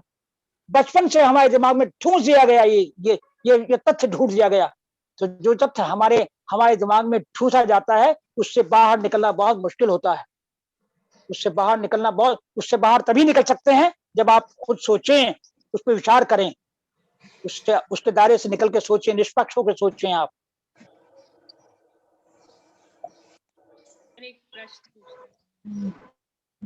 शेफाली जी कुछ पूछना चाहते हैं। जी शेफाली जी बोलिए। जी नमस्कार शेफाली जी, आपको पहली बार देख रहा हूं मैं। आप क्या लिखते हैं आप? संस्था की उपाध्यक्ष हैं, ये यवतमाल से है, नागपुर के पास। कहाँ से? मुंबई रहती हैं? नागपुर। अच्छा नागपुर में।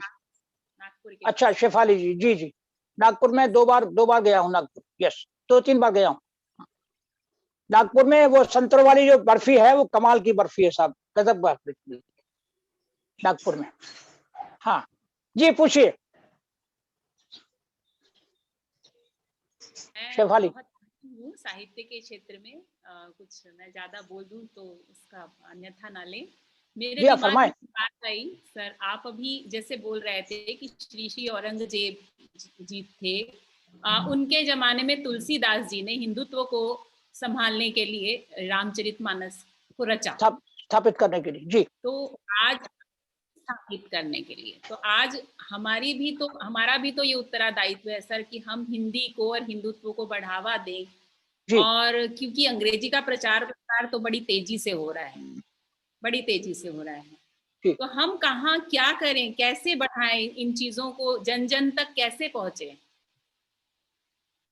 लोगों को उसकी तरफ जागरूक कैसे करें, लोगों को उसमें रुचि पैदा हो, ऐसा मुझे लगता है कि वो हमें करना चाहिए।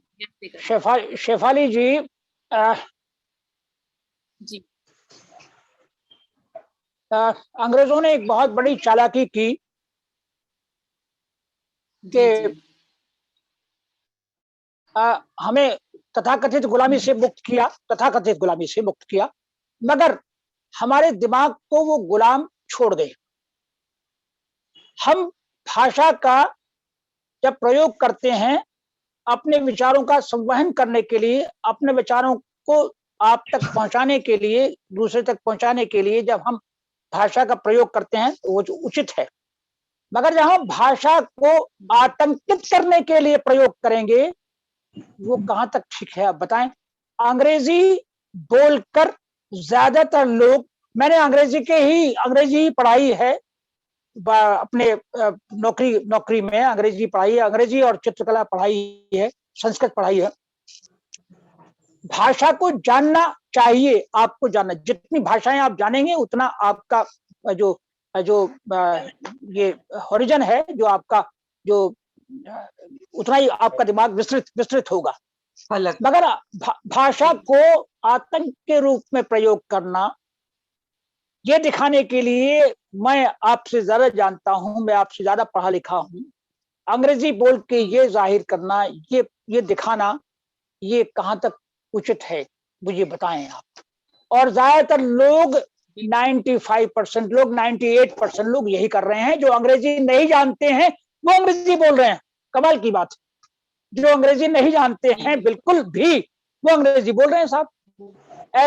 अरे बेटा सुनो, यहाँ बेटा ये एप्पल लिया, उठा के ला, एप्पल लिया उठा के, उसका गलत उच्चारण कर रहे हैं, एप्पल उठा के, और नाइफ ला, नाइफ एनु कट कर ले, एनु वो पंजाबन बोल रही है कि अनु कट कर ले, अनु कट कर ले, अनु एप्पल उठा के ला, नाइफ ला, इस तरह की अंग्रेजी बोल रहे हैं। जो शब्द हिंदी में नहीं है, जो संस्कृत में शब्द नहीं है, संस्कृत भाषा से हिंदी आई है, तत्सम शब्द जो हिंदीकरण उनका हुआ है वो अलग बात है। अगर जो शब्द हिंदी में नहीं है उनका हिंदीकरण करना का औचित्य कोई नहीं है। जैसे रेल शब्द है, रेल को हमें ग्रहण कर लेना चाहिए।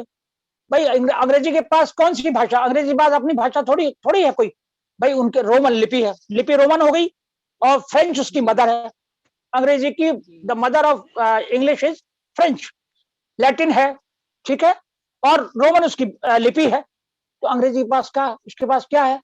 इधर उधर से जितने अभी मेरे ख्याल से सैकड़ों शब्द, बल्कि हजारों शब्द तो हिंदी के हैं, संस्कृत के हैं अंग्रेजी में। तो अंग्रेजी विशाल हो गई है। हमें दूसरों को आत्मसात करने की कला भी हमारे अंदर होनी चाहिए, हमारी भाषा में होनी चाहिए। भाषा को हम अगर चार दीवारी बना के रख देंगे तो वो एक जोहर बन जाएगी, वो बहेगी नहीं। और भाषा जो है वो एक नदी की तरह से है, प्रवाहित होती रहे तो अच्छा रहता है। उसमें दुनिया भर की नदी आके मिलती हैं, ये मिल गया वो मिल गया। एक नदिया, एक सूरदास का एक वो है शब्द है ना, एक नदिया एक नार कहावत, मैलो नीर भरो, दो मिल जब एक बरन भय, सुरसरी नाम परो। जब एक नदी है, एक नाला है, और दोनों मिलकर जब एक से हो गए तो वो सुरसरी नाम पर, सुरसरी मीन्स गंगा नाम पड़ गया उसका। अब गंगा में न जाने कितने नाले मिलते हैं आके, भाई कितने नाले मिलते हैं, कितनी नदियां मिलती हैं गंगा में आके। आप गोमुख पे जाइए, मैंने यात्रा की है पूरी, केदारनाथ बद्रीनाथ तक पूरी यात्रा की है, पैदल यात्रा की है। तो आप जाइए वहां तो आप देखेंगे कौन कौन सी नदियां मिल रही हैं, अलकनंदा मिल रही है, ये मिल रही है, दुनिया भर की। तो ये इसलिए भाषा में हमें केवल अपने भावों को संवहन करने का ही एक साधन है। भाषा आतंकित न करें हम, और जहां प्रयोग करना चाहिए हमें अंग्रेजी, वहीं हम प्रयुक्त करें। वरना हम तो बहुत अमीर लोग हैं, हमारे यहाँ भंडार है संस्कृत का, हमारे यहाँ भंडार है बांग्ला का, हमारे यहाँ भंडार है उड़िया का, हमारे यहाँ भंडार है कन्नड़ का, हमारे यहाँ भंडार है तेलुगु का, हमारे यहाँ भंडार है भोजपुरी का, अंगिका का, वज्जिका का, ब्रज का, अवधि का। हमारे यहाँ क्या नहीं है भाई, हम बहुत अमीर लोग हैं, हम बहुत अमीर लोग हैं। पूरे यूरोप में अंग्रेजी है, और अलग कनाडा में अंग्रेजी है, अमेरिका में अंग्रेजी है, इंग्लैंड में अंग्रेजी है, जर्मन में अलग भाषा है, ठीक है ना, हॉलैंड में अलग भाषा है, डच है वहां की, ठीक है। बाकी ये ऑस्ट्रिया में अंग्रेजी है, तो कहाँ आयरलैंड में अंग्रेजी है। ये सारे कंट्रीज तो मैं घुमा हूँ पूरा का पूरा, तो ये सब में अंग्रेजी है ज्यादातर। हमारे यहाँ तो हमारे यहाँ 17-18 भाषाएं तो हमारे हिंदुस्तान में ही हैं, और संपूर्ण भाषाएं हैं, उनमें साहित्य है पूरा का पूरा। जो भाषाएं मैंने गिनवाई हैं उनमें सब में साहित्य है, और बड़ा रिच साहित्य है उनका पूरा का पूरा, ऐसा नहीं है।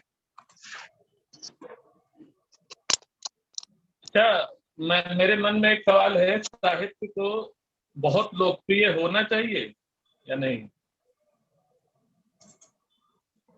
साहित्य को लोकप्रिय होना ही चाहिए, और लोकप्रिय होता है साहित्य लोकप्रिय। इसी से जुड़ी एक बात है, अब आपने कह दिया कि अगर साहित्य को लोकप्रिय होना चाहिए तो क्या उसमें सरल भाषा का प्रयोग ज्यादा नहीं करना चाहिए कि वो और ज्यादा लोगों तक पहुंचे, कठिन भाषा की जगह हम डाल सकें? जी, जटिल भाषा की जटिलता लोगों को भाषा से दूर करती है, ये सर्वमान्य है, सब जानते हैं इस बात को। और मैं भी कोशिश क्या करता हूँ, मेरे अंदर जो है वही तो निकलेगा। हमारे एक गुरुजी थे, पिता तुल्य थे मेरे, देवेंद्र शर्मा इंद्र की जो भाषा थी वो तत्सम भाषा थी, बहुत विद्वान थे, कमाल के विद्वान थे वो देवेंद्र शर्मा इंद्र।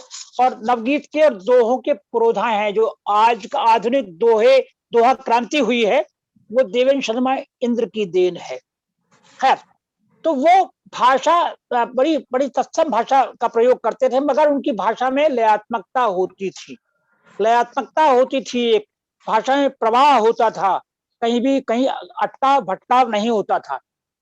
आप इधर देख लीजिए प्रेमचंद की भाषा, प्रेमचंद की भाषा आपको सरल भाषा मिलेगी, हिंदुस्तानी भाषा जिसे कह सकते हैं हिंदुस्तानी भाषा मिलेगी। और मेरे ख्याल से सरल भाषा का प्रयोग ही हम जितना कर सकें उतना अच्छा है, उतना हम लोगों के नजदीक रहेंगे।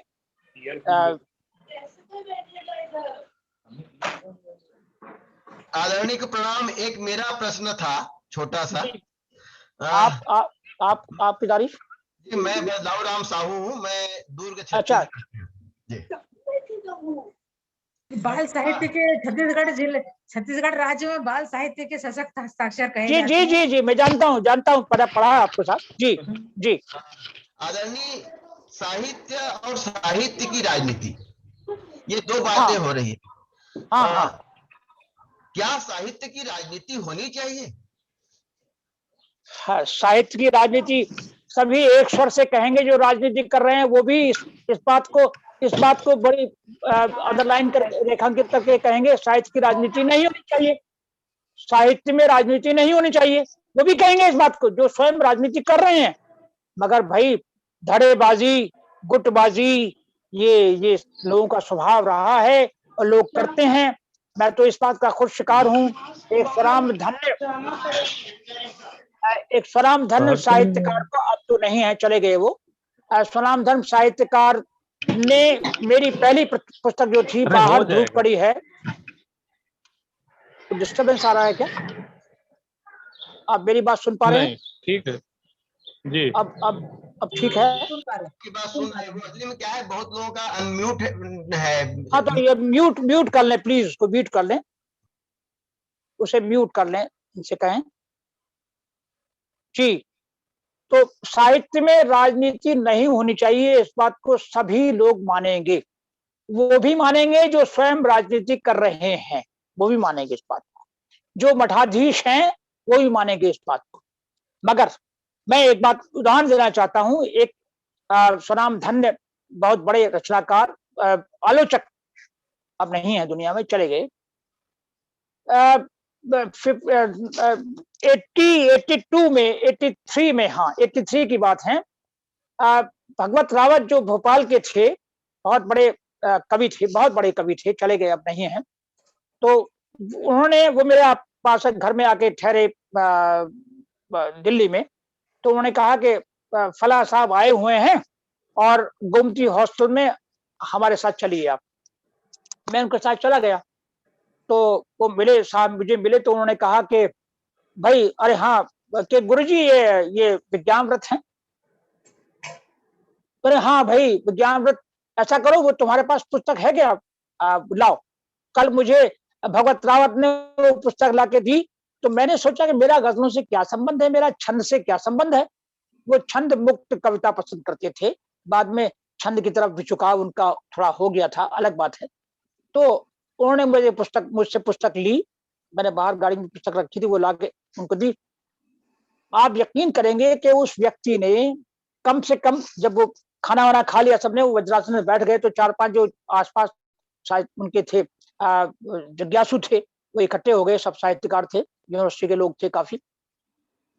तो वो कहने, भाई सुनो, पहले विज्ञान की कुछ गजलें सुनो, बाद में बात करेंगे। तो आप ये देखिए कि 12 या 15 के आसपास गजलें उस व्यक्ति ने मेरी पढ़ी, और सबने जो वाहवाही करनी थी वो की, ठीक है, सबने सराहा। उसके बाद में मैंने चुपके से कहा, मगर दादा आप अगर 2 शब्द मुझे लिख के दे दें तो अगली पुस्तक में वो काम आ जाएंगे।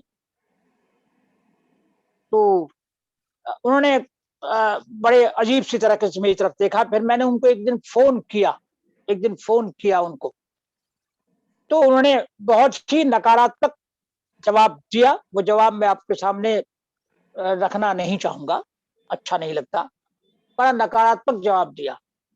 ये है राजनीति साहित्य में। आप जिस व्यक्ति को अप्रिशिएट कर रहे हैं, जिस व्यक्ति की सबके सामने आप गजलें पढ़ रहे हैं, आप 2 शब्द उसके लिए लिखना नहीं चाहते हैं, क्योंकि आपको किसी व्यक्ति विशेष के लिए लिखना है, आपका एक पर्टिकुलर गुट है और उस गुट में मैं शामिल नहीं हूं, उस गुट में मुझे नहीं लिया गया है। आपका एक गुट है, उसी गुट को बड़े बड़े पुरस्कार मिलने हैं, उसी गुट को बड़ी बड़ी मान्यताएं मिलनी है, उसी गुट को स्थापित होना है, उसी गुट के लोगों को, सदस्यों को सब कुछ मिलना है। तो ये राजनीति तो रहेगी और रही है, आज तक रही है।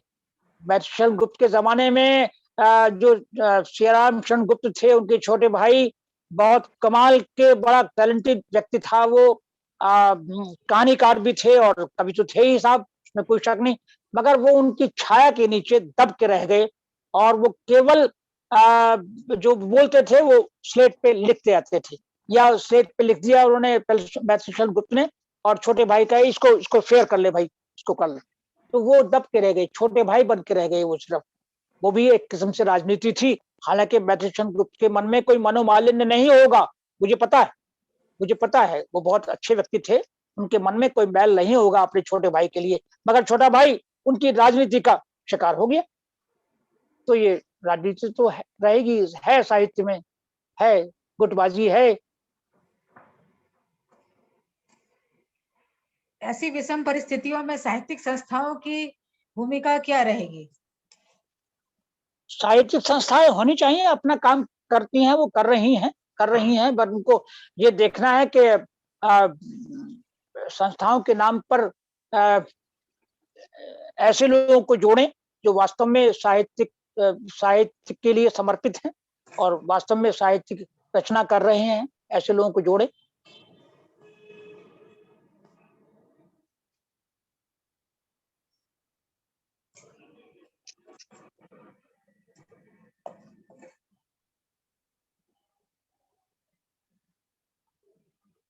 आदरणीय, आपके नवगीत हमको कुछ शब्द सुनने मिलेंगे, अनुरोध है आपसे। मैं अपने कुछ दोहे पढ़ देता हूँ। नवगीत आप सुनना चाहें तो नवगीत ही पढ़ देता हूँ मैं, एक आध कोई दिक्कत नहीं है, मेरे पास पुस्तक रखी है यहाँ, इस साल होगी। मैं आपको दोहे सुनाता हूँ कुछ, और कुछ गजलें आपने सुनाता हूँ। उम्मीद जी, अश्विनी जी आप सुन रहे हैं? हाँ, मैं अपने कुछ दोहे, अपने दोहे और कुछ गजलें आपको, 2-3 गजलें सुना देता हूँ, जितना समय है। मेरे ख्याल से समय कितना, अभी 10 मिनट है, कितना है बताएं। देखिए साहब, दोहे जाए थे साहब, आ गया है जी। जो पानी पर आग हो, जो पानी पर आग हो, छांव पहन ले धूप।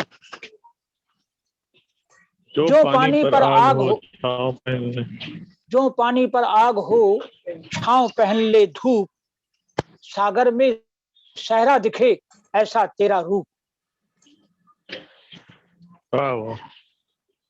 और एक देखें कि नोचे भी यदि फूल को, नोचे भी यदि फूल को देता है मकरंद।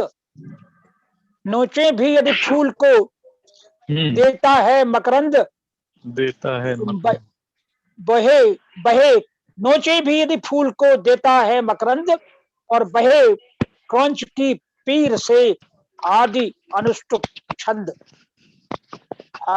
ये रामायण जो है, वाल्मीकि रामायण जो है, वाल्मीकि रामायण, ये केवल एक छंद में है, अनुष्टुप छंद में है। पूरी वाल्मीकि रामायण एक छंद में है, केवल अनुष्टुप छंद में है, अक्षर छंद जो है। तो वह क्रौंच की पीर से आदि अनुष्टुप छंद। और साहब, ये मैं तो पूरे दृश्य का समझा ये निहितार्थ, मैं तो पूरे दृश्य का समझा ये निहितार्थ।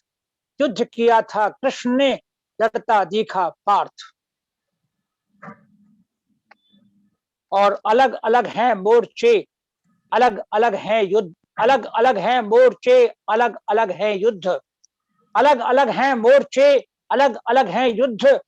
कृष्ण लड़े जिस युद्ध को, लड़ पाता क्या बुद्ध। और साहब, ये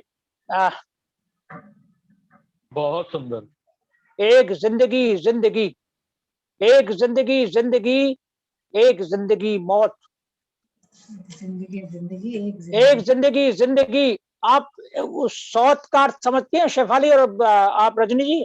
सौत सौत सौत सौतन, सौतन, हाँ सौतन, हाँ सौतन का अर्थ समझती है ना आप? हाँ हाँ हाँ ठीक है। हाँ तो सौत, मैंने सौत, हमें सौत कहते हैं। एनीवे, कि एक जिंदगी जिंदगी, एक जिंदगी मौत, एक जिंदगी जिंदगी, एक जिंदगी मौत, और दोनों मेरी ब्याहता एक दूजे की सौत, दोनों मेरी ब्याहता एक दूजे की सौत। और साहब बहुत बढ़िया, शुक्रिया साहब। और आंखों आंखों पढ़ लिया, ये दो और पढ़ देता हूँ आपको। जी। हर एक व्यक्ति इस दौर से गुजरता है। शेफाली जी आप भी गुजरी होंगी, और रजनी जी आप भी इस दौर से गुजरी होंगी, अश्विनी जी आप भी इस दौर से गुजरे होंगे। और देखें कि आंखों आंखों पढ़ लिया, आंखों का मजमून, आंखों आंखों पढ़ लिया, आंखों का मजमून, आंखों आंखों हो गए दो चेहरे बातून। बहुत सही। और साहब और एक दोहा और देख लें कि तेरे मेरे बीच में, तेरे मेरे बीच में आड़े है तकदीर, तेरे मेरे बीच में आड़े है तकदीर, तेरे साथ कुबेर है मेरे साथ कबीर। वाह, और शुक्रिया साहब। और आज का बहुत सही, बहुत बढ़िया। तेरे साथ कुबेर रहे, तेरे साथ कुबेर है, तेरे साथ कुबेर, तेरे मेरे बीच में आड़े है तकदीर, तेरे साथ कुबेर है मेरे साथ कबीर। आप रजनी जी मुझे अपना पता भेज देना, मैं आपको अपनी पुस्तकें भेज दूंगा, आप चिंता ना करें। मुझे अपना पता व्हाट्सएप कर देना आज ही, आप भी और शेफाली जी भी।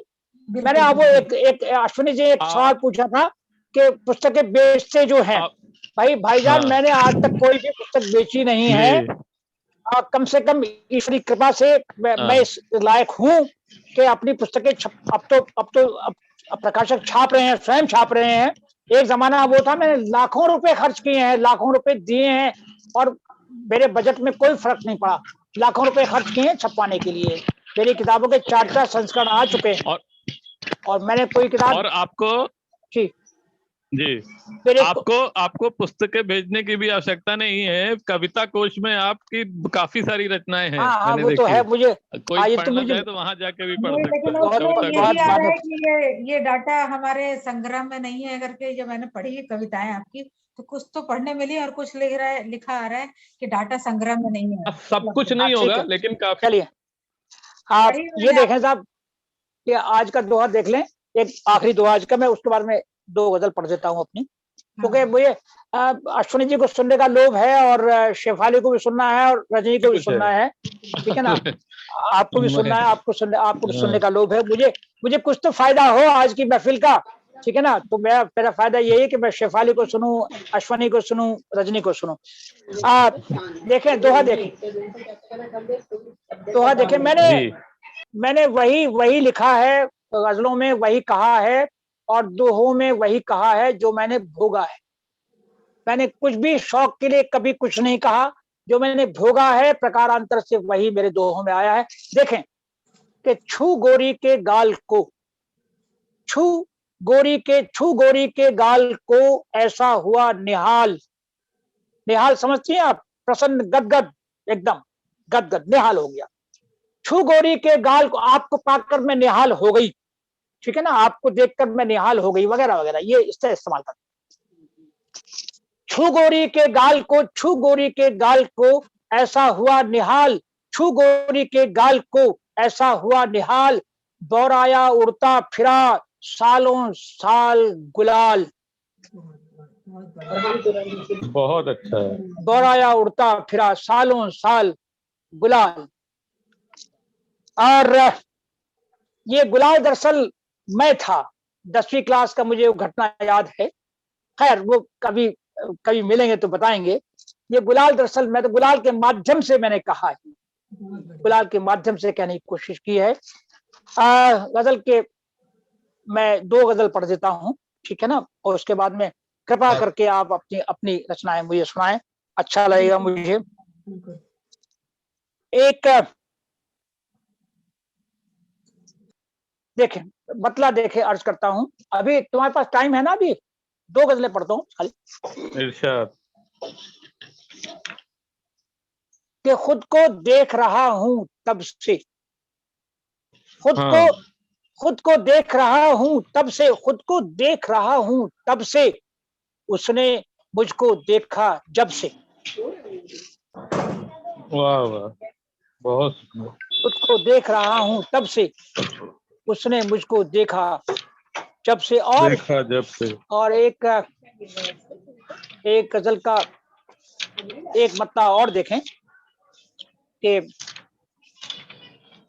बस अपना ही गम देखा है, बस अपना ही गम देखा है, तूने कितना कम देखा है। वाह, बहुत अच्छा। और एक शुक्रिया, बहुत बहुत शुक्रिया, बहुत बहुत शुक्रिया, बहुत बहुत शुक्रिया आपकी, बहुत बहुत शुक्रिया आपका। और साहब ये गजल के चंद अशआर देखें। इरशाद। मुझ पर कर दो जादू टोना, मुझ पर कर दो जादू, तो मुझ पर कर दो जादू टोना, मुझ पर कर दो जादू टोना, एक नजर ऐसे देखो ना। वाह वाह, बहुत बढ़िया, बहुत अच्छा है। मुझ पर कर दो जादू टोना, एक नजर ऐसे देखो ना। और साहब इतने दिन में घर आए हो, इतने दिन में घर आए हो, घर जैसे कुछ देर रहो ना। इतने दिन में घर आए हो, रजनी जी ये दोहा आपके लिए, ये शेर आपके लिए। मुझ पर कर दो जादू टोना, एक नजर ऐसे देखो ना। और इतने दिन में घर आए हो, इतने दिन में घर आए हो, घर जैसे कुछ देर रहो ना। और बादल हो तुम, और बादल हो तुम या खुशबू हो, बादल हो तुम या खुशबू हो, बरसों खुलकर या बिखरो ना, बरसों खुलकर या बिखरो ना। और साहब ये शेर देखें, ये बहुत शुक्रिया, बहुत बहुत शुक्रिया। ये शेर देखें कि ढूंढ न पाया खुद को घर में, ढूंढ न पाया खुद को घर में, ढूंढ न पाया खुद को घर में, छान फिरा हूं कोना कोना। और साहब जो ये गजल का आखिरी शेर करता हूँ। ढूंढ न पाया खुद को घर में, छान फिरा हूं कोना कोना, और तुमसे खुद को वापस क्या लूं, तुमसे खुद को वापस क्या लूं, तुमसे खुद को वापस क्या लूं, रखो अब तुम ही रख लो ना। मुझ पर कर दो जादू टोना। शुक्रिया बहुत बहुत। तुमसे खुद को वापस क्या लूं, रखो अब तुम ही रख लो ना। और मुझ पर कर दो जादू टोना, एक नजर ऐसे देखो ना। और एक गजल मैं और पढ़ देता हूँ साहब के सामने। बिल्कुल, स्वागत है।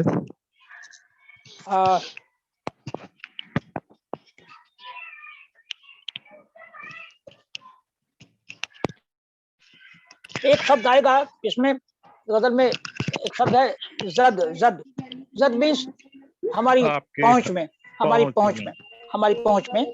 ये गिलास मेरी जद में है, ये आदमी मेरी जद में है, वगैरह वगैरह। एक मतला अर्ज करता हूँ, उसके बाद में एक गजल जी। देखें कि तुमसे जितनी बार मिला हूँ, तुमसे जितनी बार मिला हूँ, तुमसे जितनी बार मिला हूँ, पहली बार मिला हूँ। जितनी बार मिला हूँ पहली, जितनी बार मिला, जितनी पहली। वाह। तुमसे जितनी बार मिला हूँ, पहली बार मिला हूँ। और साहब ये अच्छा ख्याल है। और ये देखें साहब के जुगनू ही मतला अर्ज करता हूँ गजल का कि जुगनू ही दीवाने निकले, जुगनू ही दीवाने निकले, अंधियारा झुटलाने निकले। जुगनू ही दीवाने निकले, अंधियारा झुटलाने निकले। निकले। और इसका मतलब सानी है कि जुगनू ही दीवाने निकले, अंधियारा झुटलाने निकले, और ऊंचे लोग सयाने निकले, ऊंचे लोग सयाने निकले, महलों में तहखाने निकले, महलों में तहखाने निकले। उसने मतलब नहीं, उसने मतलब नहीं, उसने मतलब पता नहीं क्यों कहते हैं लोग बात। ये असल सानी, सानी मतलब सानी, सानी मतलब एक उसके बराबर का मतलब, उसके बाद का मतलब वगैरह। हाँ, उसने मतलब तो कहता कि खूबसूरती बढ़ा रहा है, खूबसूरती वाला वगैरह। एनीवे, ये मैं जो ये उन्होंने तायद की थी अख्तर रज़वी साहब ग्वालियर में, उन्होंने कहा था कि ये तुम ठीक कह रहे हो, मतलब सानी। एनीवे, मतलब सानी है कि ऊंचे लोग सयाने निकले, ऊंचे लोग सयाने निकले, महलों में तहखाने निकले। और वो तो सबकी ही इज्जत में था, वो तो सबकी ही इज्जत में था, किसके ठीक निशाने निकले। और गजल का एक शेर देखें, वो तो सबकी ही इज्जत में था, किसके ठीक निशाने निकले। और साहब ये शेर देखें कि आहों का अंदाज नया था, अच्छा, आहों का अंदाज नया था, आहों का अंदाज नया था, लेकिन जख्म पुराने निकले, पुराने निकले।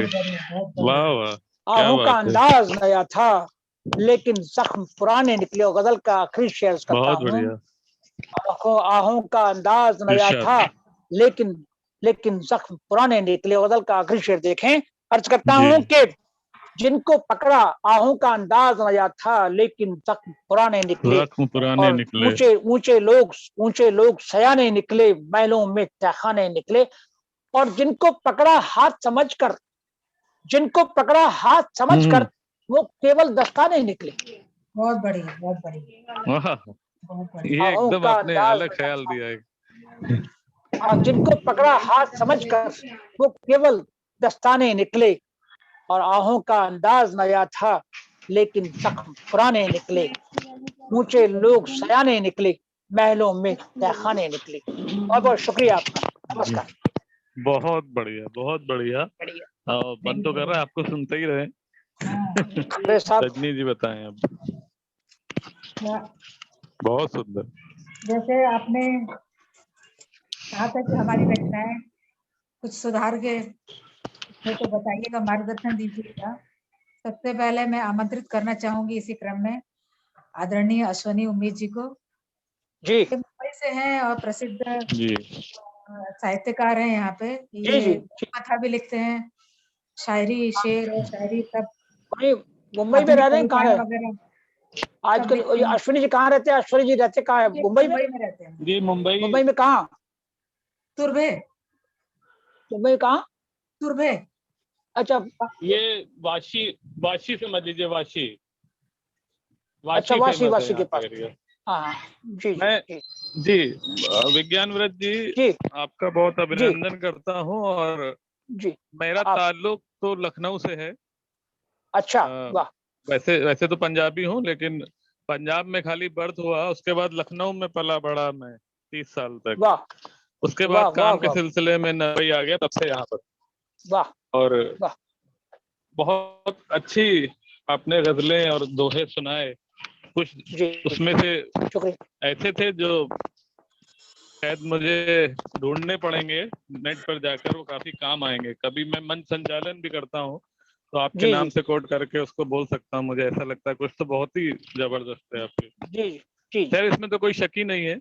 अब मैं कहता रहूंगा, उससे कुछ फर्क नहीं पड़ेगा। आप जिस मकाम पर हैं वो तो आप पहुंच चुके हैं, और हम लोग अनुसरण करते हुए अभी आ रहे हैं आपके पीछे पीछे। मैं भी शायरी करता हूँ, गजलें लिखता हूँ और अन्य रचना। ठीक,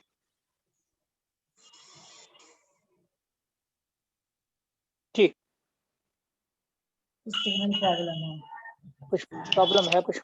हाँ रजनी जी, समय कितना है? समय बताएं जरा। एक रचना।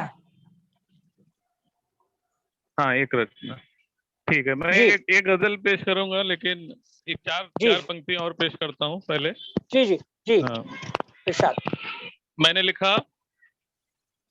लिखा लेखनी तलवार होनी चाहिए, लेखनी तलवार होनी होनी चाहिए। एक एक नहीं दो धार होनी चाहिए, और दो धार कैसे होने चाहिए ये भी मैंने बताया है। लेखनी तलवार होनी चाहिए, एक नहीं दो धार होनी चाहिए, जब चले तो जीत हो मजलूम की और जालिमों की हार होनी चाहिए। क्या बात, क्या बात, जब चले तो जीत हो मजलूम की, मजलूम की, जालिमों वाह की हार होनी चाहिए। वाह वाह। विज्ञान व्रत जी मुझे आदरणीय विज्ञान व्रत जी मुझे सुन रहे हैं, ये सौभाग्य क्या कम था मेरे लिए कि वो मेरी पंक्तियों पे दाद भी दे रहे हैं। क्या बात, मुझे लगता है मुझे अच्छा लगा, मोक्ष प्राप्त हो गया है, मुझे ऐसा लगता है।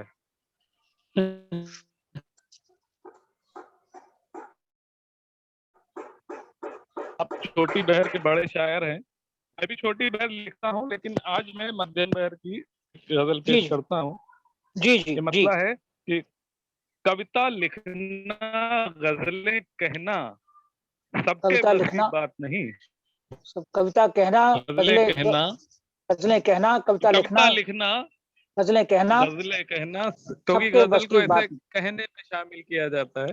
कविता लिखना गजलें कहना सबके बस की बात नहीं, और आईना दिखलाते रहना सबके बस की बात नहीं। क्या बात है, वाह वाह वाह, समाज का दर्पण होता है। क्या कहने हैं, वाह, बहुत बहुत शुक्रिया, वाह। मैं धन्य हो गया। कहना सबके बस की बात नहीं, और आईना दिखलाते रहना क्या कहने हैं, क्या मिसरा लगाया, वाह वाह वाह, बात नहीं। बहुत बहुत धन्यवाद, बहुत धन्यवाद। और ये शेर खास तौर पे आप इसको जरूर सुनिएगा और बताइएगा क्या है ये। जी। अपने पास ही रख कर औरों का भी गम ले ले। अपने पास ही रख कर औरों का भी, पास ही रख कर औरों का भी गम ले ले, और बना ले गम का गहना सबके बस की बात नहीं। क्या कहने, वाह वाह। अपने पास ही रख कर औरों का भी गम ले ले, और बना ले गम का गहना सबके बस की बात नहीं। और लंबी लंबी तहरीरें तो कोई भी लिख सकता है, लंबी तहरीरें तो कोई भी लिख सकता है, कम लफ्जों में ज्यादा कहना सबके बस की बात नहीं। बहुत बहुत धन्यवाद। आप खुल के जिस तरह से दाद दे रहे हैं मुझे बहुत आनंद हो रहा है। कम लफ्जों में ज्यादा कहना सबके बस की बात नहीं, और धोखे जिल्लत और सितम को शायर ही सह सकता है। धोखे जिल्लत और सितम को शायर ही सह सकता है। खुशी खुशी ये सदमे सहना सबके बस की बात नहीं। क्या कहने, क्या बात। खुशी ये सदमे सहना सबके बस की बात नहीं। और ये शेर खास तौर पे ताने और तनकीद वगैरह सब पे करना आसान है। ताने और तनकीद वगैरह सब पे करना, तनकीद वगैरह सब पे करना आसान है। और तंजो मिजाह खुद पर भी कहना सबके बस की बात नहीं। तंजो मिजाह खुद पर भी कहना, वाह वाह। तंजो मिजाह खुद पर कहना सबके बस की बात नहीं। बहुत बढ़िया। क्या बात मैं करता हूँ, इसमें मैंने शब्दों से खेलने का प्रयास किया है। जी। तन्हाई की महफिल में यादों का जश्न मनाना, और तन्हाई की महफिल में यादों का जश्न मनाना, और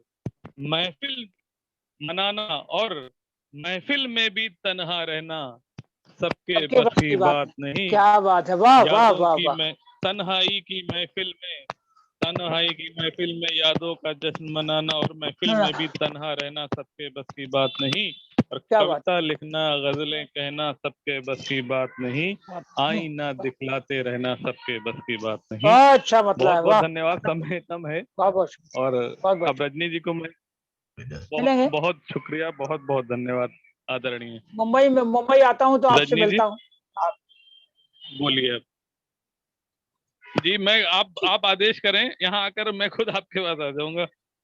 हाँ, वो मुंबई आता हूँ तो अभी बहुत दिन से, क्योंकि ये कोरोना का चल रहा है मामला, तो इसलिए आना नहीं हुआ, वरना तो बम्बई तो हर साल चक्कर काटता हूँ। चल बिल्कुल, हम लोग मिलेंगे जरूर। जी जी। रजनी जी, आपकी आवाज नहीं आ रही है रजनी जी। आवाज आ रही है आपको? शेफाली जी, रजनी जी, जी जी जी रजनी जी, शेफाली जी, जी जी मुझे आवाज आ रही है। हाँ अब ठीक है जी। रजनी की आवाज नहीं। तो रजनी जी अगर नहीं है तो आप प्रस्तुत करना चाहें कुछ तो आप रजनी की अनम्यूट हो गई रजनी जी। हाँ आदरणीय, आपकी आज्ञा सिरोधार्य। अरे हाँ प्लीज प्लीज आइए आइए। मेरी एक रचना, समय का अभाव है, मैं एक रचना ही अपनी प्रस्तुत करती हूँ। हाँ कविता का शीर्षक है, मेरी कविताएं जी, 5 कविताएं होती है, आप मार्गदर्शन कृपया दीजिएगा। कविता का शीर्षक है बचपन। जी, स्वागत है, स्वागत है। कागज की नाव, पत्ते की छतरी कागज की नाव, चलो नन्हे पत्ते नाप ले बचपन, वो छोटा सा गांव। चलो नन्हे पग से नाप ले वो बचपन, वो छोटा सा गांव। सावन के झूले खुशियों के मेले, सावन के झूले खुशियों के मेले, पगडंडियों पर ना हो भटकने के झमेले। अच्छा। पगडंडियों पर ना हो भटकने के झमेले, चूल्हे में गीली लकड़ियों पर पकते स्वादिष्ट सपने, चूल्हे में गीली लकड़ियों पर पकते स्वादिष्ट सपने, मुंह में पानी और बारिश का पानी, मुंह में पानी और बारिश का पानी। वाह फिर भी वो शहंशाहों वाले अंदाज, फिर भी वो शहंशाहों वाले अंदाज। धरती अपनी अपना आकाश, दुखों को दे दिया था अवकाश। अब वो बीता हुआ कल आ जाए काश, अब वो बीता हुआ कल आ जाए काश। धन्यवाद। क्या बात है, क्या बात है, वाह वाह वाह वाह वाह वाह, क्या बात है, वाह वाह। धन्यवाद। मेरे लिए सबसे बड़ा पुरस्कार है, मेरा सौभाग्य जो मुझे आपने सुना और आपका ये अपने बहुमूल्य समय दिया, उसके लिए आपको बहुत बहुत आभार। तो हमारी संस्था की उपाध्यक्ष, अरे मेरा सौभाग्य है कि आपसे मिलना हुआ है, इस बहाने अश्विनी से मिला, आपसे मिला, आपसे पहली बार रूबरू मुलाकात हुई है। और मेरे ख्याल से हम दोनों बागी हैं। वो तथाकथित कौन थी वो मैडम जो जिन्होंने सौभाग्य तो कई लोगों का है, हमें निकाल दिया था दोनों को, आपको भी निकाला था, मुझको भी निकाला था। कहाँ से? संतोष नहीं, हम लोग खुद निकल गए थे। संतोष श्रीवास्तव जी मुंबई में रहती है और भोपाल में भी रहती है। हाँ हाँ, जहाँ भी आपको जहाँ भी रहती है, वो सर्वव्यापी है वो तो दरअसल उन्हें गलत बात को गलत कहना उन्हें पसंद नहीं आया, तो इसलिए हम लोग 3 लोगों ने इकट्ठे ग्रुप छोड़ा था, एक आपने, एक सनत जी ने, एक मैंने। हाँ हाँ हाँ जी जी। सनत जी कहाँ रह गए आज? सनत जी वो उसमें वीडियो ऑफ करके, उनकी शायद तबीयत ठीक नहीं है। अच्छा, लेकिन उनके मैसेज आते रहे, अभी महेश राजा जी पढ़ रहे थे उनके मैसेज। अच्छा अच्छा और जी। संस्था की उपाध्यक्ष मैं आग्रह करूंगी, आभार। तो ये सनत जी भी वहीं रहते हैं? सनत जी वहीं रहते हैं क्या आप मुंबई में? नहीं, सनत जी जगदलपुर में रहते हैं। जगदलपुर, अच्छा। और मेरा मायका दुर्ग छत्तीसगढ़ में है। अच्छा अच्छा। तो हम लोग मिल चुके हैं 2-3 बार। तो आप मध्य प्रदेश की हैं? हाँ, मैं मध्य प्रदेश की। जी जी। और आप शेफाली जी नागपुर में रहती हैं? हाँ, नागपुर में रहती है। हम लोग बाल सखी हैं, बचपन से सखी हैं सर हम लोग। अरे वाह, तो नागपुर की रहने वाली है? कहाँ की रहने वाली हैं आप? सर नागपुर के पास एक यवतमाल करके जगह जो आजकल न्यूज में आ रहा है। अच्छा, न्यूज में आपने देखा होगा यवतमाल में। हाँ हाँ, वहाँ पे केसेस बहुत बढ़ गए। जी जी जी, मैं उसी जगह पे रहती हूँ। तो जहाँ आप रहेंगी वहाँ तो केसेस बढ़ेंगे भाई, पक्की बात है। वहाँ तो केसेस बढ़ेंगे ही भाई। जहाँ इतनी खूबसूरत लड़की रहेगी वहाँ तो केसेस बढ़ेंगे ही भैया, सीरीज। धन्यवाद। जी जी जी। रजनी जी ठीक। शेफाली श्रीवास्तव जी कुछ कहना चाहेंगी? जी, मैं आप सभी आदरणीय लोगों के बीच आज बैठकर सुन रही हूँ, बड़ी सौभाग्यशाली समझती हूँ स्वयं को। बहुत ही अच्छा प्रश्नोत्तरी जो संवाद हमारे बीच हुआ आज, बहुत मन का भ्रम जो दूर हुआ है सभी का, इसके लिए मैं आप सभी की बहुत बहुत आभारी हूँ। उम्मीद जी की बातें सुनी, श्री महेश सिंह जी, बलदाऊ राम साहू जी, जी, सभी ने अपने अपने प्रश्न पूछे और सभी को संतुष्टि हुई। ऐसा हमने महसूस किया और हिंदी के प्रचार प्रसार के लिए हम सब एकजुट हुए हैं। इसका भी बड़ा ही फक्र महसूस होता है इन सब गतिविधियों से जुड़कर। जैसा कि इतने बड़े साहित्यकार हैं विज्ञान व्रत जी, उनके साथ बैठ के उनको सुन रहे हैं, बहुत ही सौभाग्य बात है। आपने जैसा कहा कि साहित्य ही समाज का दर्पण है और व्यक्तित्व का भी दर्पण होता है साहित्य, सही है ये। साहित्य और राजनीति का भी जो संबंध है वो भी बहुत अच्छे से उसकी विवेचना की, बड़ा ही अच्छा लगा। अश्विनी उम्मीद जी की गजलें तो शानदार थी और अरे क्या कहने विज्ञान जी आपके दोहे सुनकर तो मन एकदम बाग बाग हो गया। बड़ा आनंद मिला है आज। बहुत कुछ तो नोट करने वाले हैं, मैं ढूंढता हूँ। रिकॉर्डिंग तो है ना इसकी? रिकॉर्डिंग देखता हूँ बाद में। अरे आप मुझे वो देना, अपना पता भेज देना, मैं रिकॉर्डिंग भी है, पुस्तकें भेज दूंगा। हाँ रिकॉर्डिंग भी है मेरे पास में। आप तीनों रजनी और अश्विनी और शेफाली मुझे अपना पते भेज देना मेरे व्हाट्सएप पर, ठीक है ना? और तो मैं आपको अपनी पुस्तकें भेज दूंगा, ठीक है ना?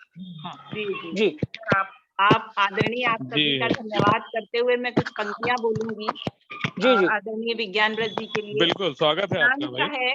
ज्ञान का है खजाना स्वयं में, ज्ञान का है आप खजाना स्वयं में, ज्ञान ही है आपके नाम में, ज्ञान ही है जिनके नाम में। धन्यवाद है शब्द छोटा बहुत कम, धन्यवाद शब्द है छोटा बहुत कम, देते हैं दिल से आभार। आप सभी आदरणीय लोगों का बहुत बहुत धन्यवाद और दिल से मैं आभार मानती हूँ। ये आशु कवयित्री है, आशु कवयित्री। अपनी रचना कुछ सुनाए, अपनी रचना सुनाए। सर मैं बहुत नई हूँ और बहुत छोटा, मेरी भाषाएं मेरी इतनी समृद्ध नहीं है सर। नहीं तो आपने जो भी लिखा है देखिए,